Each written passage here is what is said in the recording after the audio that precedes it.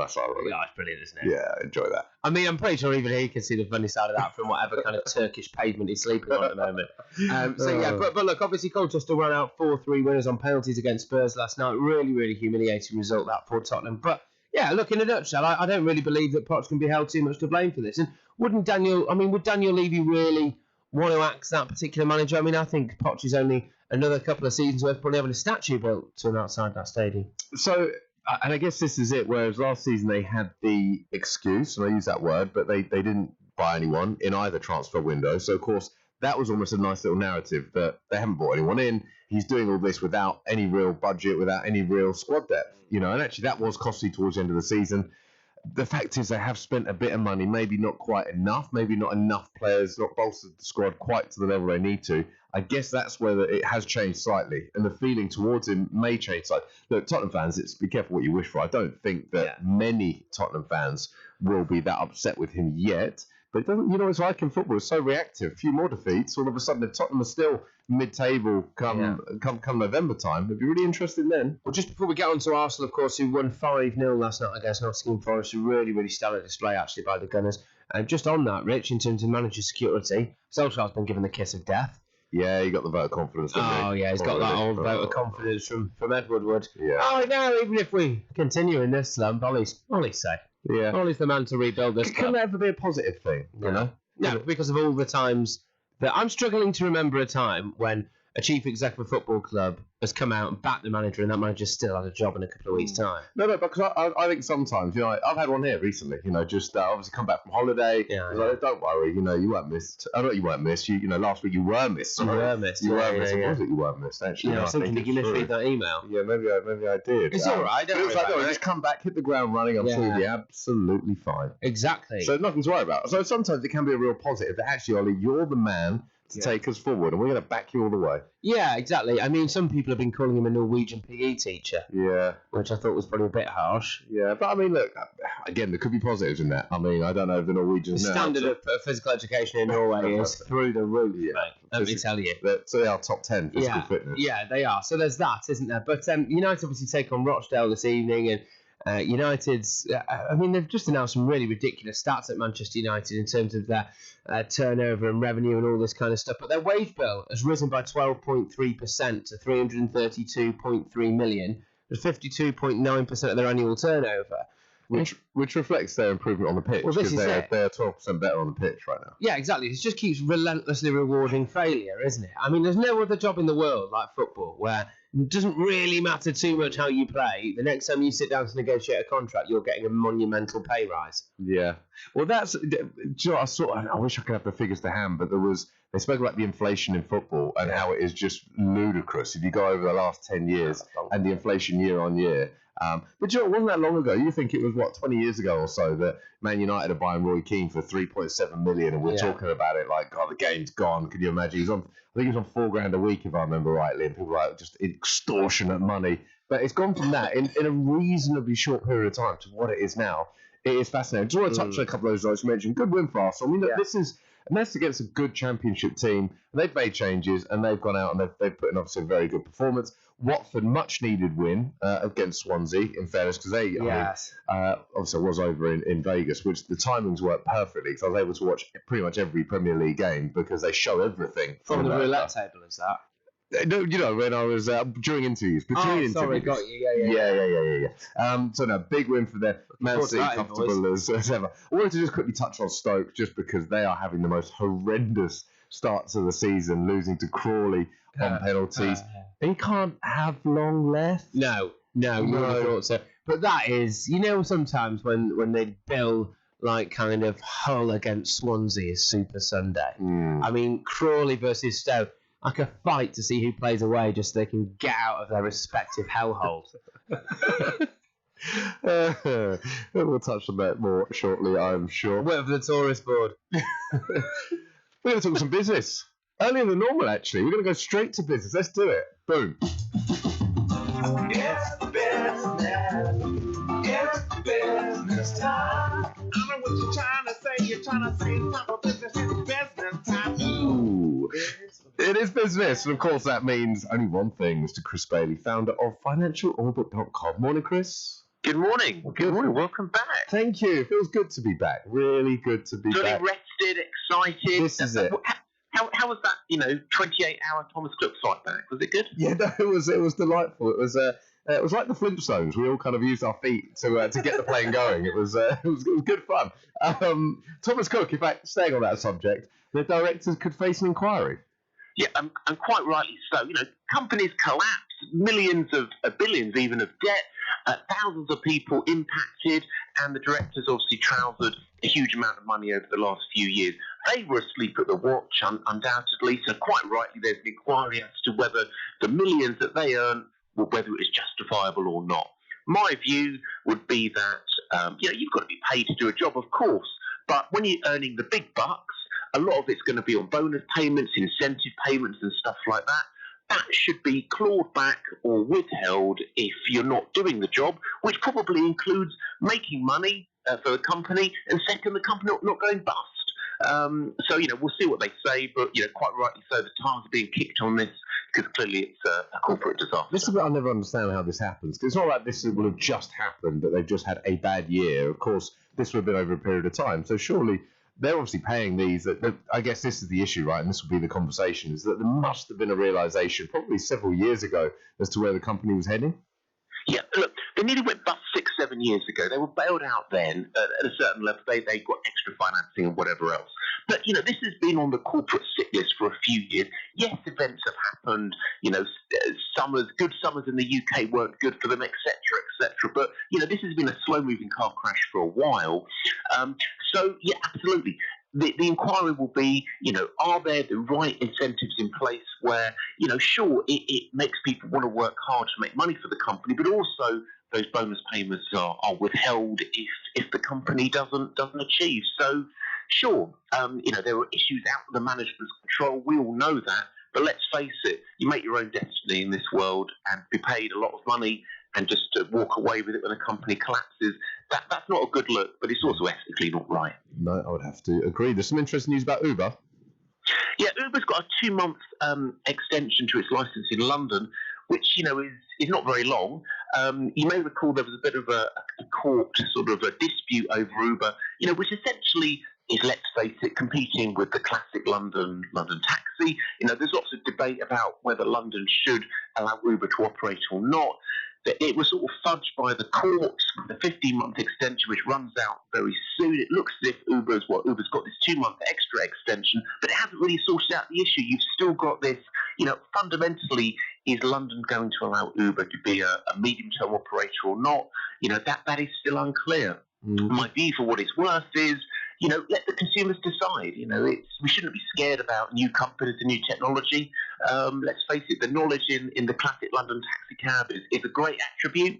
But Uber's got some interesting stuff as well in terms of its technology and flexibility. So, let competition flourish, I say. I agree. It always fascinates me because it's like, obviously the black cabs having a monopoly over it, and actually someone else comes in, and because of technology now, let's be honest, the knowledge, as impressive as it is to learn the 20,000 roads that you need to learn, you don't need to do it anymore, surely, with the apps that are out there. An Uber driver, it just makes sense. Yeah, to me, look, this seems like it's a progress. vote winner, though, Rich. So if Sadiq Khan, who is a Labour London mayor, bins off Uber and supported the black cabs have got quite a powerful kind of lobby almost, and so you can see them just getting those votes, really. Protecting, proper Londoners, mate. There you go. All right, fair enough. Lastly, Amazon refused to stop selling Tommy Robinson merchandise. Yeah, this is a tough old one because obviously people have different views. Amazon is a business, and they'll say, look, we can, so long as it's not being, very, very racist or very aggressively politically biased or hurting people or something like that. Why shouldn't we or our sellers be allowed to sell things on a site like Amazon? It's a very difficult kind of moral judgment. Mostly it refers to things like T-shirts with sort of slogans on it, which, superficially are not that bad, but obviously in the context of what they mean, some people will take offence. A tough old one. Tommy Robinson has been banned from certain social media platforms, Instagram and Facebook. but so far Amazon are holding firm and are deciding to keep on selling these products, or at least having sellers on there who use their facilities to sell these products. So, a bit of a tough one. I could see this one actually going ultimately to the courts, potentially. Yeah, you could be right. As always, Mr. Bailey, thank you very much. Pleasure. Great stuff. Chris Bailey there, founder of financialorbit.com. I think they should be allowed to sell Tommy Robinson stuff, right? Because how else are you going to know who a Tommy Robinson fan is? And then you know to avoid, because without it, they're kind of like undercover Robinson fans, aren't they? You could be sat next to one on the tube. You could walk past one in the street. You might be nice to one, But now, if they've got a shirt with Tommy Robinson's face on, you know you're going to swerve. This could be like a tactic moving forward. Oh, exactly. Exactly, yeah. Mark them out like a uniform. 30 minutes to 7. This is Love Sport. Please state your reason for this call. Everything in moderation diet. But it's part of the issue, because I see this all the time. Social media being a great example where everybody's putting forward ideas, not necessarily backed by science, but backed by whatever's worked for them. But of course, we're all different, and different diets will work for everybody. But is that having a negative impact, do you think? I think it is. I think it's one of those that obviously we talk so much about social media influence, don't we? And I think it's one of those, whether it's celebrities endorsing something that they don't know about, and I think that's a huge issue. I mean, I've seen a lot of that myself. Obviously, being a social media goer, you see things online of people promoting things, people talking about things that actually they don't have that education behind.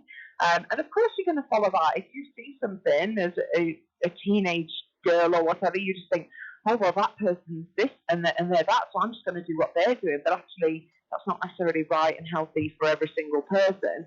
And I think it is one of those, I worry about what I see on social media, and I'm 30, so I certainly worry about other youngsters. And for me, having a girl as well, having a daughter, that is definitely something that I worry about for the future, because I think it is one of those that we publicise everything on social media now, don't we? Like everything that we're doing, and actually that's not necessarily the right thing, or kind of getting the right nutrients and the right kind of guidelines. Just because it works for one person doesn't mean it works for another. We're all individuals. We're all very, very different. Yeah, I know you mentioned there you got a daughter. I fear if I have a daughter, what influences they're going to get on social media, because it's not just about the food thing that we're talking about, but it's seriously about what kind of body image is being put out there for people, and what we're kind of force-fed, what looks good and things like that. And to be honest with you, in my opinion, A, a lot of it doesn't look good, and B, I think it puts a huge amount of pressure on especially young girls, actually.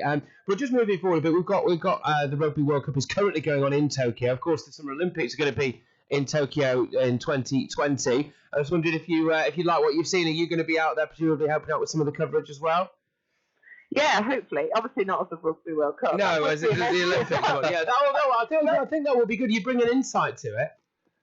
I definitely would do that, yeah. But I'll be going out to the Olympics next year in Tokyo. I absolutely can't wait. I've never actually been to Tokyo, so I'm really looking forward to that. But especially from a swimming perspective as well. Obviously, the Olympics only being every 4 years. It's something that I'm just absolutely buzzing for the athletes. I get it still now. I keep saying, well, it's Olympic year. It's Olympic year. Yeah. For us in our swimming calendar, this is our Olympic year for our swimming season. So for us, it's kind of like the buzz has started. We're all so excited, and it is one of those that I absolutely can't wait. I think they're going to put on an absolutely incredible Olympics. Yeah, it does look so good. I mean, just kind of if the Rugby World Cup is some kind of barometer for how the Olympics is going to go, I mean, it just looks fabulously well organised, and what a beautiful country as well. But look, I've got to ask, because it's just some news that came out the other day, just for a guy, I know you spoke about this before, I'm sure, but about the kind of Russian athletes, WADA have been out saying that there have been discrepancies, etc., and potentially Russia faces this ban from all major sports events. Look, obviously that's for judges and people to decide, but just in terms of from your personal experience of competing against Russian athletes and things, I mean, is it always in the back of your mind? Is it something that annoys you, frankly? Because obviously you were always clean and you had to put in the hard yards, Yeah, I think it is something that it unfortunately, doesn't it? It dominates every sport, and I think with swimming we're very lucky because we only have a few. Yeah. The swimmers had the same issue a couple of years ago where the swimmers got banned, the Russian athletes, and then they all got reinstated just with some of the rules and things. And we've only got one Russian swimmer, to my knowledge, that served 2 drug bans, and now she's back in the sport. But we've there's Chinese athletes, there is other people in the sport that are from other countries. So I think it's one of those in swimming, because it isn't just Russian athletes, it's a bit more spread over. But I just think we're all just striving for a clean sport, aren't we? And it is one of those that is such a shame. The athletes as well don't get the same respect or acknowledgement amongst the swimming community. We've seen it in the past at World Championships. Those athletes getting booed. They don't get the handshake on the podium. They don't get those things. That's been, especially from the World Championships last year, it was quite big in our sport. On the podium, one of the British guys refused to shake one of the guys' hands. So it has been a real kind of protest from the athletes that they trying now to do something about it and kind of speak up. And yes, you've got to leave a lot to kind of WADA and the sport and for kind of them to decide, but at the same time, the athletes are getting a little bit fed up of it now, and they're kind of putting their foot down, which is really good to see. Great stuff, Becky. Really appreciate you joining us. Thank you. Great stuff, Becky Adlington there. Double Olympic champion, up nice and early to talk to us. Yes, exactly. Well, she's probably used to just training at this time of the morning. This is true. Yes, swimmers have the most unbelievable training regime. Yeah, it is. It is crackers, really. But you know what? I suppose if you end up as a double Olympic champion, then it all seems worth it, doesn't it? It's worth it. It's like all the sacrifices you've made. Oh, It's worth every minute. Yeah, exactly. Didn't go out last night. But there you go. I can see you look so fresh. Exactly. That's part of it. This is it. The content you're giving, the vibrancy. Yeah. I'm very lucky to be sat opposite you. Well, you are actually, because I'm now an award winner, which you won't know about because you were in Vegas. We're talking about that after the news. Love sport. Mr. Davies, to start your car insurance policy, you'll have to pay upfront £850 for the year in one single payment. How does that sound? £850? Yes, Mr. Davies. In one go? Yes, Mr. Davies. Today? Yes, Mr. Davies. In one single payment? Yes, Mr. Davies. What? With new Aviva Plus, we don't ask you to pay everything up front. Everyone pays monthly at no extra cost. New Aviva Plus, car insurance the way it should be. Excludes Northern Ireland. Don't get caught out in the great energy price hike as large firms look to charge you more. If you want to save money on your energy bills, it's not too late to see what's on the market. With rising gas and electricity bills, don't get caught out wasting your money on expensive tariffs. A spokesman said will show you the very best value deals available. Check out aspokesmansaid.com and you could be using your savings to put towards a well-earned holiday. With aspokesmansaid.com.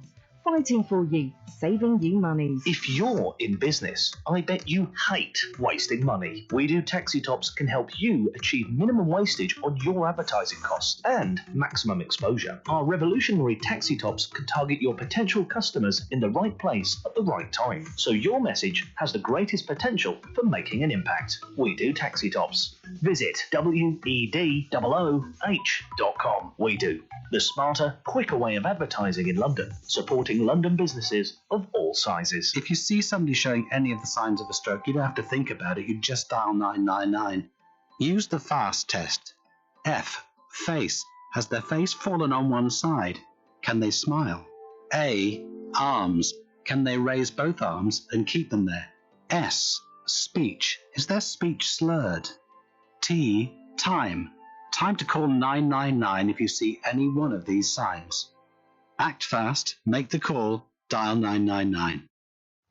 That's for breakfast. Me, Richard Lee, Patrick Christys here with you until 10 a.m. The next hour is a big hour. You're going to want to stay with Tommy Smith, former Watford, QPR, Portsmouth and several other teams.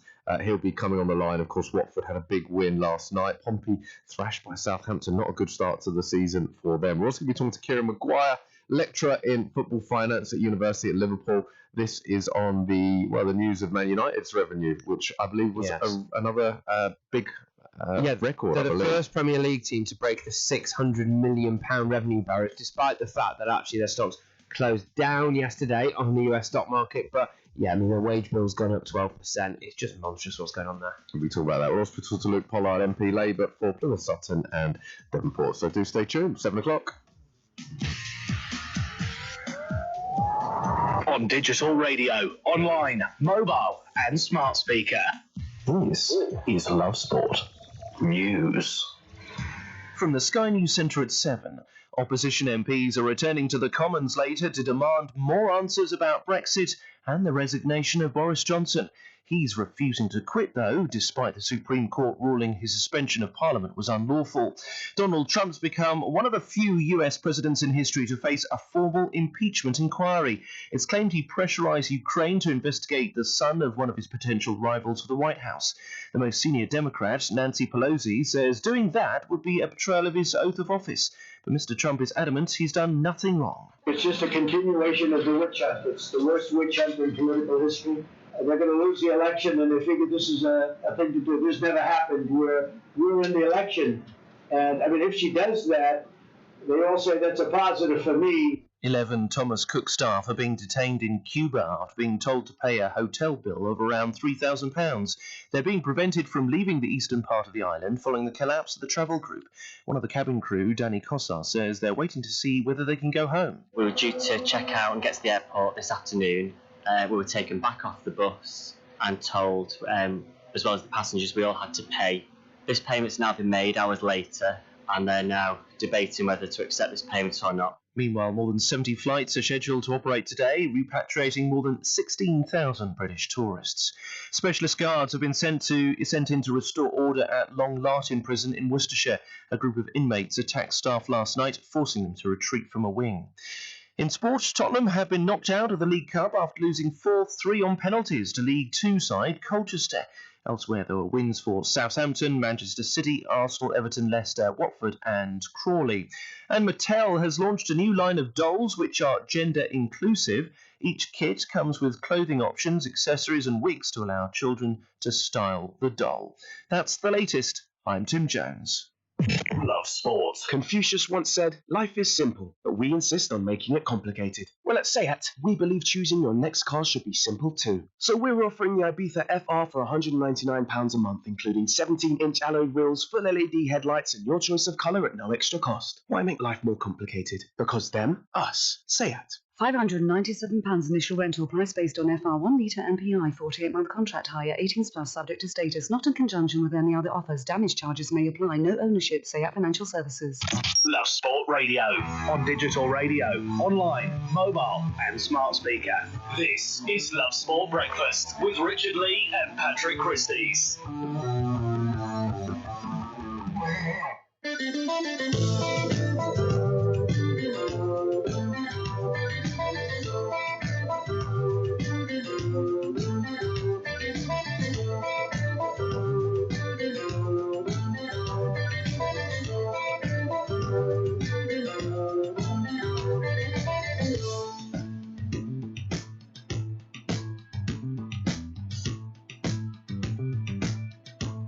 Good morning, Love Sport Breakfast on Love Sport Radio. Myself, Richard Lee, and Patrick Christys. We're here with you until 10. Lots to talk about in this hour, and just to touch on a couple of the headlines. Spurs were dumped out the Carabao Cup last night to League Two Colchester on penalties. Andy Murray has won his first ATP Tour level match since coming back from an injury, and Pep Guardiola defends Bernardino Silva's tweet saying it would be a mistake to punish him, and two have been charged over Ozil and Kolasinac. I believe that was yesterday. We're going to be talking about that very, very shortly. We're going to have Tommy Smith on the line this hour to talk about Watford, a little bit on QPR and Portsmouth too. Kieran Maguire, lecturer in football finance, will be on the line. And Luke Pollard, labourer for Plymouth Sutton and Devonport, will also be on the line. Still a few of the front pages as well, I believe, later, Patrick. Yes, absolutely, because obviously it was a big day in politics yesterday as the Supreme Court decided that Boris Johnson had essentially acted unlawfully by trying to prorogue Parliament. So Parliament sits again today. Huge calls for him to resign. And the Labour Party conference, of course, has just happened. So it's going to be interesting to speak to the Labour MP for Plymouth, Sutton and Devonport as well. Just very quickly, before we move on to more football, your thoughts on that? On Boris at the moment. Well, Boris at the moment, I mean, he's obviously in a tight spot. The fact is that his big saving grace at the moment is that he wants a general election. He's called for a general election, and the opposition have blocked it. Now, at Labour's party conference, they've been standing up and going, Diane Abbott, for example, is going, I say, bring it on. But it's kind of like, well, what? At a time of our choosing. When do we want an election? When do we want it? Not quite yet.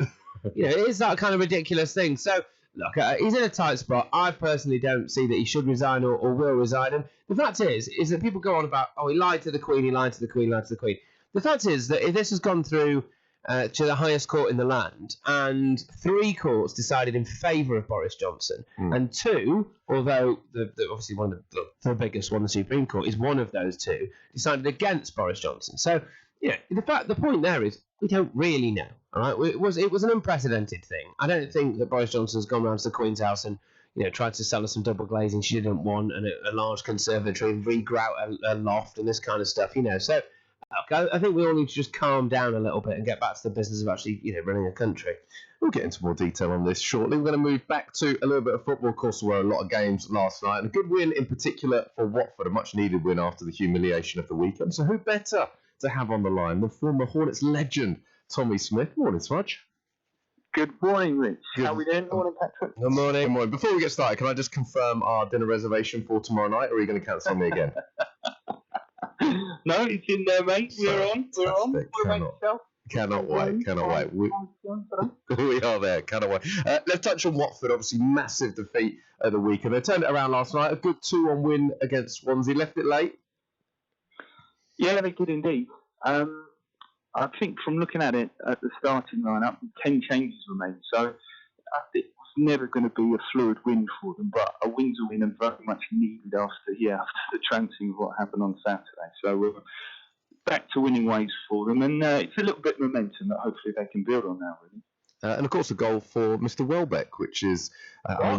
Yes, did you not know this? No, Danny Welbeck scored. Goal. No! Which is good news for Watford, of course. I mean, that does seem to have been a bit of an issue, of course, with Troy Deeney out as well. Goals haven't been easy to come by, so it's, I suppose that's a big moment for him to score that, and for Watford fans. Yeah, absolutely. I think it's one of those, with Danny, he's got tremendous ability. It's just for him, keeping him fit. If they can do that, the quality he's got. So it's really important for him. I think everyone was hoping that his comeback game would be the Arsenal match. I think that was the expectation in the stadium. Failed a late fitness test, so that must have been really frustrating for him personally. So I'm sure he's absolutely delighted to start and then get the goal, which, yes, it's a good start for him. And like you say, Watford are struggling for goals this season, so it'll be nice to get him back fit fully, get some minutes under his belt, and try and kind of be an additional firepower for the team. Just on Watford in general, because I watched the game at the week. I've never seen anything like it. It was 18 minutes and they're 5-0 down, and you're thinking this is going to be double figures. And in the end, they did pretty well to keep it to 8. But it was that real realisation that as much as we've looked at Watford as a mid-table, perhaps a team that could challenge the top 6 at some point, things have changed, right? It's a case now where first and foremost they need to get themselves out of trouble. Yeah, absolutely. Well, it's like when you get a bad start and you find yourself at the bottom of the table, it's really hard to then get yourself out of it, no matter how early in the season it is. I think the pressure starts building. All of a sudden, this expectation of a good start. They had some fairly easy fixtures early on, so I think a lot of the thought process would be, we'll get a good solid start and build on that again from last season. It's not worked out that way. So for them now, absolutely, about trying to find 3 points, just trying to work their way back up the table slightly, not get too carried away. But it was a concern Saturday. They have been really open this season, and I think that was one of the reasons Grazia was, in the end, let go, because of the way the team played. They were far too open. So I'm sure Kiko Flores will be something they're looking at. They were far more defensive and tight as a unit when he was in last time. So I'm sure that's something they'll be looking to reintroduce. And arguably the tie of the night last night, Portsmouth, of course, taking on Southampton. A comfortable win for Southampton. I suppose a couple of questions here. One, were you expecting Portsmouth to maybe put up a little bit more of a fight? And secondly, Kenny Jackett, he's under a bit of, in trouble here. They haven't started the season particularly well. I think it's 1 win, 3 draws, 3 defeats, which for a team that you would think would be challenging for promotion, I'm assuming he's under a little bit of pressure. Yeah, but we all know that it doesn't take much for a manager to be under pressure these days. Certainly 5 or 6 games without a good run. 3 losses, not great in the league. I think there will be a few questions asked about him at the moment, but he's done fantastic work, obviously. So I think personally he's done enough to get the respect. To have more time there, certainly. They got in the playoffs last year, were a little bit unlucky. I think it was Sunderland that beat them over the 2 leagues. So really unfortunate. So they'll be looking to rebuild on that this year. So I'm sure he'll have a bit more time. And in terms of last night, they started really well. I think it was just that Premier League quality that shone through. Danny Ings with a couple of great goals. And once the Premier League started 2-0 up and you changed the game, it's going to be really hard to get back into it. They needed a good start in the second half, which didn't quite get. And Southampton got a couple of late goals. So it was just that Premier League quality, unfortunately, that shone through at the end of the night. Yeah, of course, they haven't had a win since the 10th of August. They actually have more shots on goal than Southampton. Have you actually played, I don't know this, but have you played in a Portsmouth Southampton game? So I'm aware of just how big a game it is. I sat on the bench, so I don't know if you count that as playing. Oh, I count it. I count it. Rich has taken that one to yeah. the bank for years. Oh, yeah, tell me about it. The time I sat on the bench at Arsenal, what an experience. Yeah. Heated seat. Absolutely. So, I was rolling in the dressing room that day. And I think we won it. So we won. It's the last time. I'm pretty sure the last time they played each other 7 years ago. But it was a 4-1 win to Portsmouth when we played at St Mary's. So it was very hostile. I didn't quite realise how big the hatred was between the two clubs until I played in it. It is enormous, and it really took me aback, actually. So I was fully aware of what I was going to expect with the police presence yesterday, and it certainly looked like it was needed for the amount of people that turned out. Just a quick one on QPR. Just more so about the start they've made to the league this season. It's been a fantastic start for Mark Warburton. Yeah, unbelievable. Look, we both know Mark well, Rich, and it doesn't surprise me how well he's done.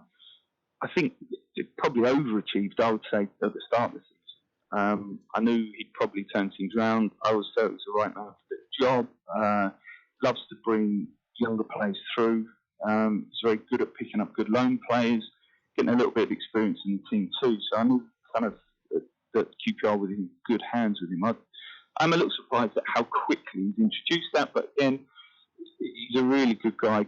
The players will really like him and will respect him. So I'm not overly surprised, but he's probably, I would imagine he's a little bit ahead of where they thought they probably would be at this stage. But yeah, it's great to see him. Fantastic for QPR because it's very much needed with the way things have gone for them over probably the last 4 or 5 seasons.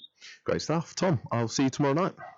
Great stuff. Look forward to it. Good stuff. Tommy Smith there from Watford legend, QPR and Portsmouth too. Just touching on Mark Warburton because he has had an incredible start at QPR. I'm sure the QPR fans are very happy with what they're seeing at the moment. Tommy touched on it there, and he's such a fascinating one for me. The fact that he's pretty much had success everywhere he's gone, and yet he found himself without a club for so long. And I wonder how much of it is reputation. You know, we're talking a lot about Poch this morning, whether he's under pressure. Now, I don't think many Tottenham fans would want him to go. But you wonder how much then reputation comes into it, that once you've built a reputation, it can be quite hard to lose that reputation. David De Gea is a good example, actually. Yeah. You know, you could argue over the last 6 months, if you were to compare him to all the other Premier League goalkeepers, he certainly wouldn't be in the top few. If anything, possibly not in the top 10 at the moment, given the problems he's had. But once you've built that reputation, and then on the flip side, if you never quite build it, which isn't necessarily your fault, but, you know, he got promoted with Brentford. He finished in the playoffs in the Championship with Brentford. He got promoted with Rangers, had a reasonably solid season with Rangers. His only real failure was at Notts Forest, and he was only given a number of games, and then obviously there was a big change up top. You just feel that, I don't know, maybe he just hasn't built that reputation in order to then walk into the next one. Do you think there's a little bit of stigma because he's not a footballer himself? He wasn't a football man. But just give our listeners a little bit of a backstory to Mark Warburton. I mean, he made a huge amount of money, didn't he, before he went into football? He did, yeah. I mean, fascinating story because he made it in the City and he took a 97% pay cut, which if you consider what that means, he took that in order to go in. He's still on more than us. It does indeed. He took that pay cut in order to go and be the youth team manager at Watford, and then gradually worked his way up. But basically just said, I think he said to his wife when he was about 45, give me 10 years, I'm going to be a football manager in the league. And he achieved it, in fairness to. But then it goes back to, here's another one for you as well. And he said, where are you going? Yeah. No, come on. I'll do it, honestly. I just wonder, like, so much of it isn't necessarily based on fact. You know, here's one for you. Like, I look at a Guardiola or Klopp, and I just think if you've got that personality, even the look, like you look at Guardiola, he just looks cool. Yeah, he does. I wonder how when he much. trucks that kind of like weird kind of knitted pullover I thing like on. that. You see. No, No, you're not having it. not for me. It's not for me. It's going to come back soon. Now it's getting a little bit colder. Wet out there today. In fact, we'll have the weather shortly. Oh, yeah. I just wonder how much of that plays a part. But no, credit to Mark Warburton. Great start at QPR. We mentioned win for Arsenal yesterday. Our very own Kieran Wellington was actually at the game. Oh, okay. Let's go live to Kieran now. I was indeed, and a really good result for Arsenal, and Arsenal fans everywhere should be kind of really excited for two reasons. One, I mean, a lot has been made of their youth, and they all impressed last night. I mean, their midfield looks so composed. Willock and Nelson, I'm really surprised how composed they looked in midfield last night, considering, the relative inexperience at Premier League level. But, of course, Reece Nelson's been away in the Bundesliga, really shone there. And I think that sort of thing really does help young players now. I don't think there's any fear anymore about going into the Premier League and showing what they can do. I think there used to be a bit more reticence in terms of showing their skills and being that flair sort of player, that creative sort of player. Young players almost weren't allowed to do it. But now it's really promising, and Arsenal's midfield play really well. Unfortunate injury for Smith Rowe, went off with quite a serious head injury, so I hope he's okay. But Bukayo Saka came on and looked sharp again after an amazing performance in Frankfurt. But probably the bigger story is the return of Hector Bellerin, Kieran Tierney, and Rob Holding last night, and it will probably make David Luiz the most expensive loan signing ever, because he will not get into that defence. Yeah. With Rob Holding and Callum Chambers, who played at right back and left back last night and actually looked very good. He's a very kind of useful. He reminds me of John O'Shea under Ferguson, right? You can almost play him anywhere. He's not your star player, but he will play anywhere for you and play 90 minutes. He will run his socks off. So I'd like to see Kieran Tierney, Hector Bellerin, Rob Holding, and Callum Chambers, and just keep David Luiz and Mustafi out of the team. You actually consider those three coming back into the fold, how much stronger that does make Arsenal. It's a fair point. I think as well with the young players, I wonder how much of it is this belief where they see what's going on elsewhere. They see what's going on at Chelsea, players getting their chance and making it happen. It's the whole 4-minute mile, isn't it? That all of a sudden, the belief. 4 or 5 minutes? Well, 4 minutes. 4 minutes. It was 4 minutes. I think so, yeah. I'm pretty sure I could do a 5-minute mile. Well, that film Chariots of Fire would have been a lot longer, wouldn't it? Because this amount of slow-mo used in that was ridiculous. It was indeed. Good stuff. Thank you, Kieran. 18 minutes past 7. If it ain't broke, break it. This is Love Sport. Listen to Love Sport Radio on your smartphone today. Simply download the free Love Sport app from the App Store or Google Play. Tap the play button and you'll be able to listen to your favourite station. Anytime, anywhere. Love Sport Radio. Giving fans a voice. Please state your reason for this call. I would like to end my home insurance policy. Please state your reason for this call. End my policy. Please enter your 12-digit passcode. Policy ended. Finally. To confirm end of policy, please enter credit card details and pay £50. With Aviva Plus home insurance, you can pay monthly at no extra cost and with no cancellation charges. New Aviva Plus. Insurance the way it should be. Excludes Northern Ireland. Don't get caught out by rising energy bills this year. Leading price comparison site A Spokesman Said can help you save money in just minutes. Plus, sign up to A Spokesman Said to get the latest super cheap collective energy deals. These offers are such great value, they aren't even available direct from the energy companies. Savvy customers have saved over £10 million from collective energy deals. Go to aspokesmansaid.com and you could be saving big money on your bills. With aspokesmansaid.com. Fighting for you, saving you money.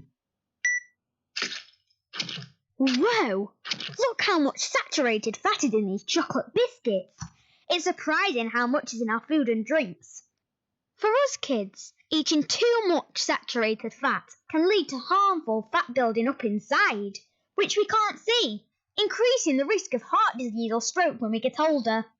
So be food smart. Download the free Change for Life food scanner app and start making healthier choices today. If you're in business, I bet you hate wasting money. We Do Taxi Tops can help you achieve minimum wastage on your advertising costs and maximum exposure. Our revolutionary taxi tops can target your potential customers in the right place at the right time, so your message has the greatest potential for making an impact. We Do Taxi Tops. Visit WEDOOH.com. We Do, the smarter, quicker way of advertising in London, supporting London businesses of all sizes. This is Love Sport. Love Sport Breakfast. Me, Richard Lee, Patrick Christys here with you until 10 a.m. Just the latest from the rugby. Uruguay beating Fiji 24-12 at half-time in that one. We'll be talking more rugby as the show progresses. What have you made of the rugby so far? Yeah, it's been good. I mean, I know there's a lot going on in terms of Eddie Jones's selection of Billy Vunipola as England take on the USA. That game gets underway at 11:15 a.m. tomorrow. He's obviously our standout player, and he's played more minutes in the last couple of years than any other England player. And it just seems a little bit of an unnecessary risk because you can't really replace him. So if he's out injured, and let's be honest, tournament rugby is absolutely bonkers in terms of the intensity of it. In fact, the way that those guys recover from it, your recovery has to start from the second that you get off the pitch. They go to kind of compression exercise and all this kind of stuff. And it just looks like a physical nightmare because you are dealing with car crash impacts just every minute of the game, pretty much. And it just seems like an unnecessary risk from Eddie Jones to shove Billy Vunipola into the fray, just in case something really happens. But I just want to touch on a story. It leads in quite nicely the fact that we're going to be chatting to Kieran Maguire, who's a lecturer in football finance at the University of Liverpool. What we're going to talk to him about is the Manchester United finances that have been announced. Really good news for a club that, frankly, is not performing on the pitch. We certainly are off it, although not doing too well in the US stock market, I suppose. But just before that, I just want to touch on Wolves, because Wolves owners are facing losses of more than £1 billion after the collapse of Thomas Cook. So the Chinese conglomerate, of which they essentially run, Fosun International, with the biggest single shareholder owning 18% of the travel operator. And clearly that travel operator went bust a couple of days ago. So sources with knowledge of the company have told the Daily Mail that their stake had at one stage been valued at more than £1 billion when they began buying shares in 2015. Wolves, of course, are a very cash-rich club. Maybe not so much anymore. Well, in fact, Kieran is on the line now. Delighted to say, Kieran Maguire, lecturer in football finance at University of Liverpool. Morning, Kieran. Morning, chaps. Morning. Yeah, talk to us about these United results. Let's say first club to smash the £600 million income barrier in the Premier League. It's the lowest level of net debt that they've had since the Glazers took over, I believe. That's right. I mean, United's income did go up, but if you actually sort of drill down into the figures in a bit more detail, I think there are a few concerns because matchday income's not increased since Alex Ferguson's left. Commercial income has also stalled, and the only reason why income did rise was United qualified for the Champions League last season, so that added about another £45 million to the top line. Of course, with being in the Europa League this year, that's all going to reverse. So they've actually said, I took a look at the accounts, that's 1,434 pages of guff there. But they're actually saying that they're now anticipating revenue falling by 40 to £50 million this year, which isn't good news. In terms of the net debt that you mentioned, again, that looks good on the face of things. United have got over £300 million sitting in their bank account, but at the same time, they owe just over £500 million to banks. And again, that just seems a strange way to run a business, because if you or I had savings and we also had a mortgage, we'd use our savings to pay down the mortgage because you're paying high rates of interest on your borrowings and you're earning nothing on your savings. So there's more questions than answers as you start to look at those numbers. Yeah, can I just touch on, so Ed Woodward, I suppose the general consensus, as much as he gets a bit of stick for what's going on the pitch, the general consensus is that off the pitch, of course, United do make a lot of money. But from what you're saying, then I guess a lot of it will be what increased TV revenue as well. And you mentioned the Champions League, the fact that they're not in it this season. It was very interesting to see the results in a year's time, and they can soon change, right? But that's right. I mean, there's no doubt that United are the smartest kids on the block when it comes to signing commercial deals, but those have sort of been static now for about 4 years. It's still more than any other club in the Premier League, But other clubs in Europe are starting to catch up with United because Juventus announced their results over the weekend as well, and their income was 615 million euros compared to United's 627 sterling. So there's not a lot of difference between those two currencies at present, and Juventus's income was up over 100 million in 2019. So other clubs are starting to catch up with United, which means that it's going to make it more difficult for United, I think, in the transfer market and being able to recruit, especially if they can't offer Champions League opportunities to players, and therefore they have to go and pay them extra to sort of entice them away, similar to what we saw with Manchester City when Sheikh Mansour first acquired the club. Do you think it's now patently obvious that actually, as far as the United owners and as far as their Woodward are concerned, they don't particularly care about what's going on the pitch as long as their bank balance looks all right? I think they do care because they know that Champions League qualification is very lucrative for United. So winning trophies, perhaps they're not that bothered by, but certainly a top four finish is important. But they do like the idea of being able to go to commercial partners and sponsors and say, look, we're Manchester United, we've just won the Champions League or the Premier League or this trophy. You want your product aligned with success. Now, if United can't offer that, it makes it more of a struggle to negotiate the higher prices that United will always be seeking from their partners. I think if you take a look at another story that's been breaking this morning, Liverpool's new kit deal looks like it's going ahead, and that's going to be an increase of £25 million a year at Anfield. And that's on the back of Liverpool winning the Champions League and also coming so close to winning the Premier League last season. So success does allow you to negotiate better deals. Yes, just a quick kind of whiz through for my listeners, just in case you have missed that Liverpool story. New Balance are currently Liverpool's kit sponsor. They had a 6-year deal, I believe it was, with them, which is now run out at the end of the season. Nike have swooped in, but apparently there is a clause, allegedly anyway, in this contract where NB believe that they might take Liverpool to court to say that, look, hey, they've got a right to match Nike's offer. I think the question there probably is that they might not be able to. But anyway, we'll see how that one pans out. Just back to United. The wage bill rose by just over 12% to 332.3 million. That's a full year of Alexis Sanchez wages. Signings of Fred, Diego Dalot, of course, new contracts for Martial, Young, Shaw. There's a talk of another one on the table now for Pogba. De Gea, of course, has just got one. Is this a little bit strange to see that a club that actually isn't necessarily doing so well on the pitch is pumping out now so much money in wages? Could it all go pop a little bit at United, do you think? I think United's wage bill is of concern. It's gone up again. If you try to benchmark against the position when Sir Alex was there, and it's increased by well over £100 million a year, but it's not delivering in terms of trophies. And ultimately, that's how you judge a football club in terms of its achievements. To get double-digit wage increases, and United's wage bill is now indicates that they're paying players on average around about £160,000 a week, which is far in excess of any other club in the Premier League.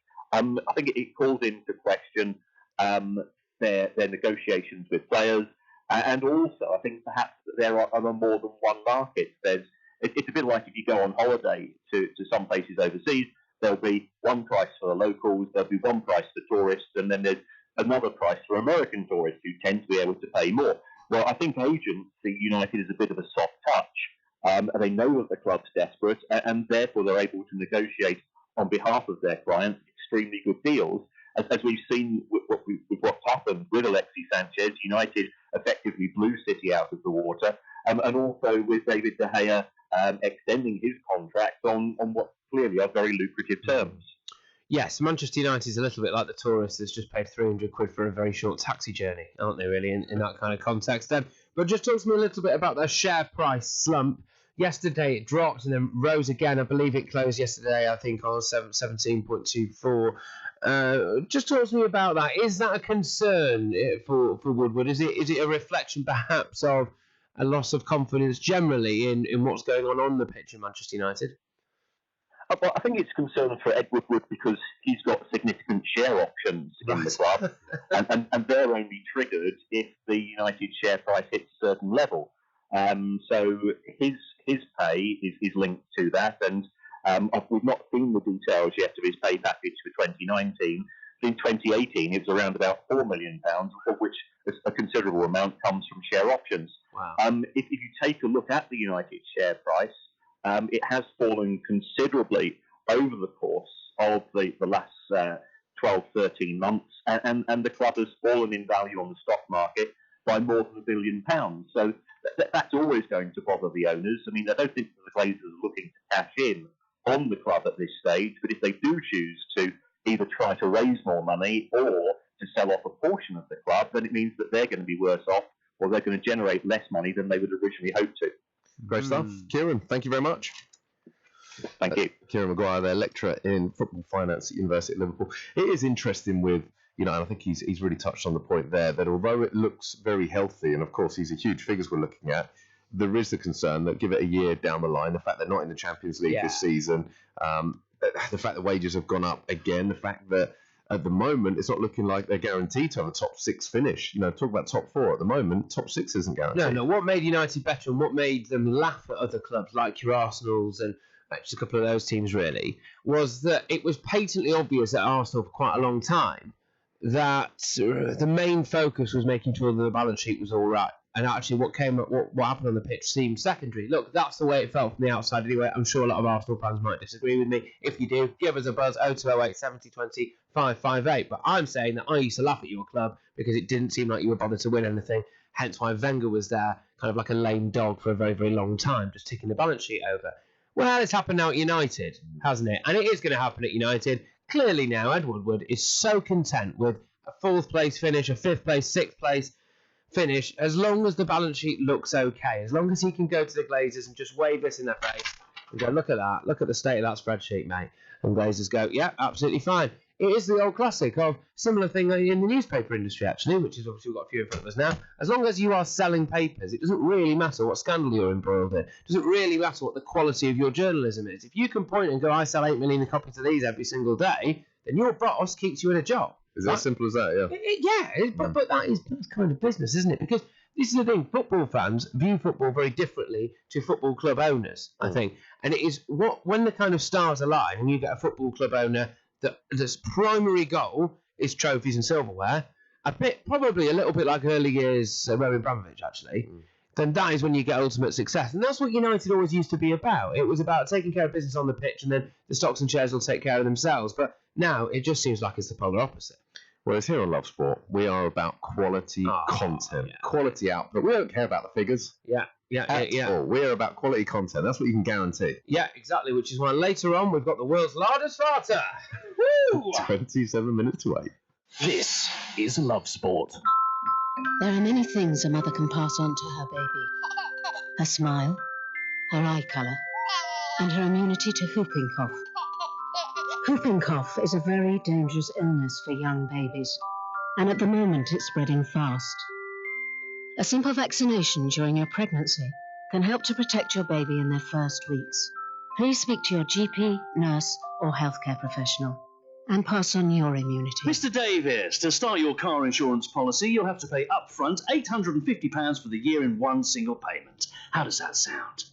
£850? Yes, Mr. Davis. In one go? Yes, Mr. Davis. Today? Yes, Mr. Davis. In one single payment? Yes, Mr. Davis. What? With new Aviva Plus, we don't ask you to pay everything up front. Everyone pays monthly at no extra cost. New Aviva Plus, car insurance the way it should be. Excludes Northern Ireland. If you're in business, I bet you hate wasting money. We Do Taxi Tops can help you achieve minimum wastage on your advertising costs and maximum exposure. Our revolutionary taxi tops can target your potential customers in the right place at the right time, so your message has the greatest potential for making an impact. We Do Taxi Tops. Visit WEDOOH.com.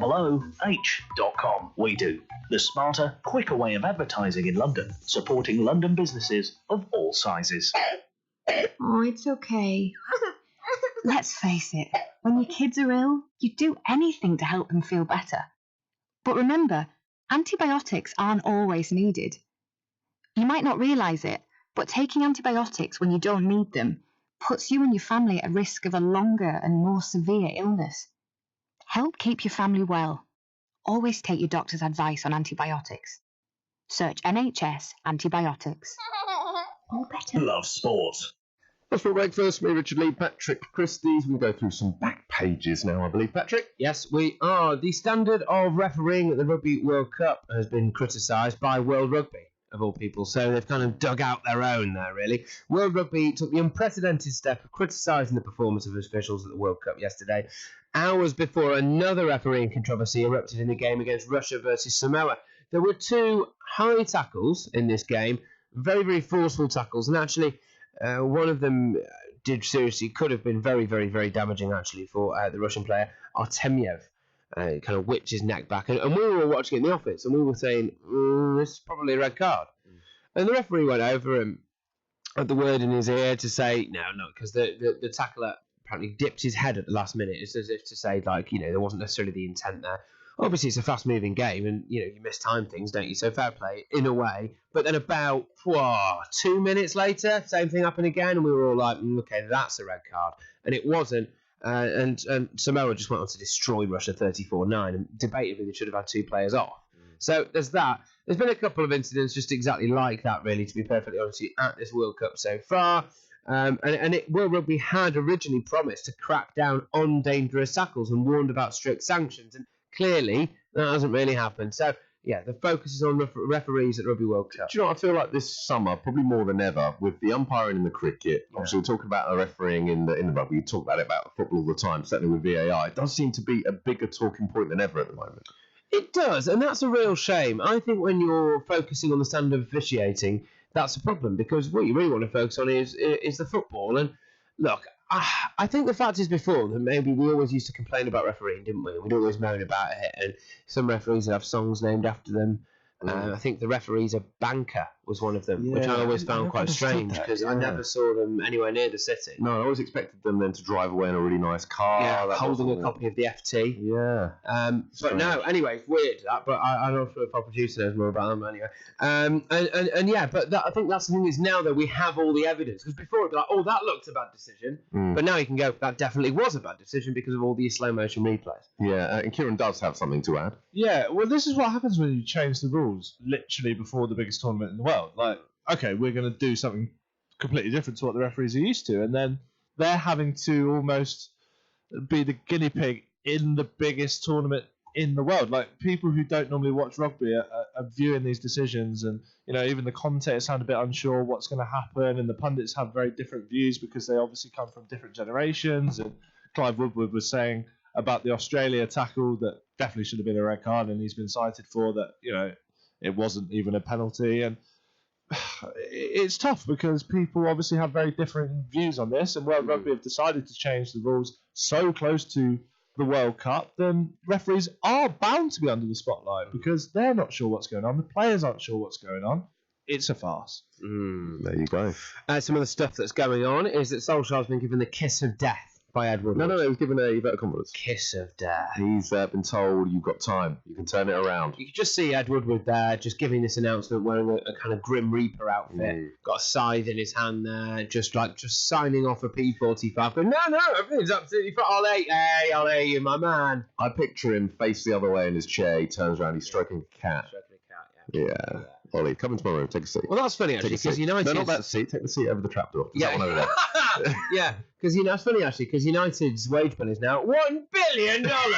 But this is it, isn't it? That Ole Gunnar Solskjaer has been told that he is indeed the man to lead this youthful revolution in Manchester, on the red side of Manchester. He's the man to turn this team around, and he's been given the nod by Woodward.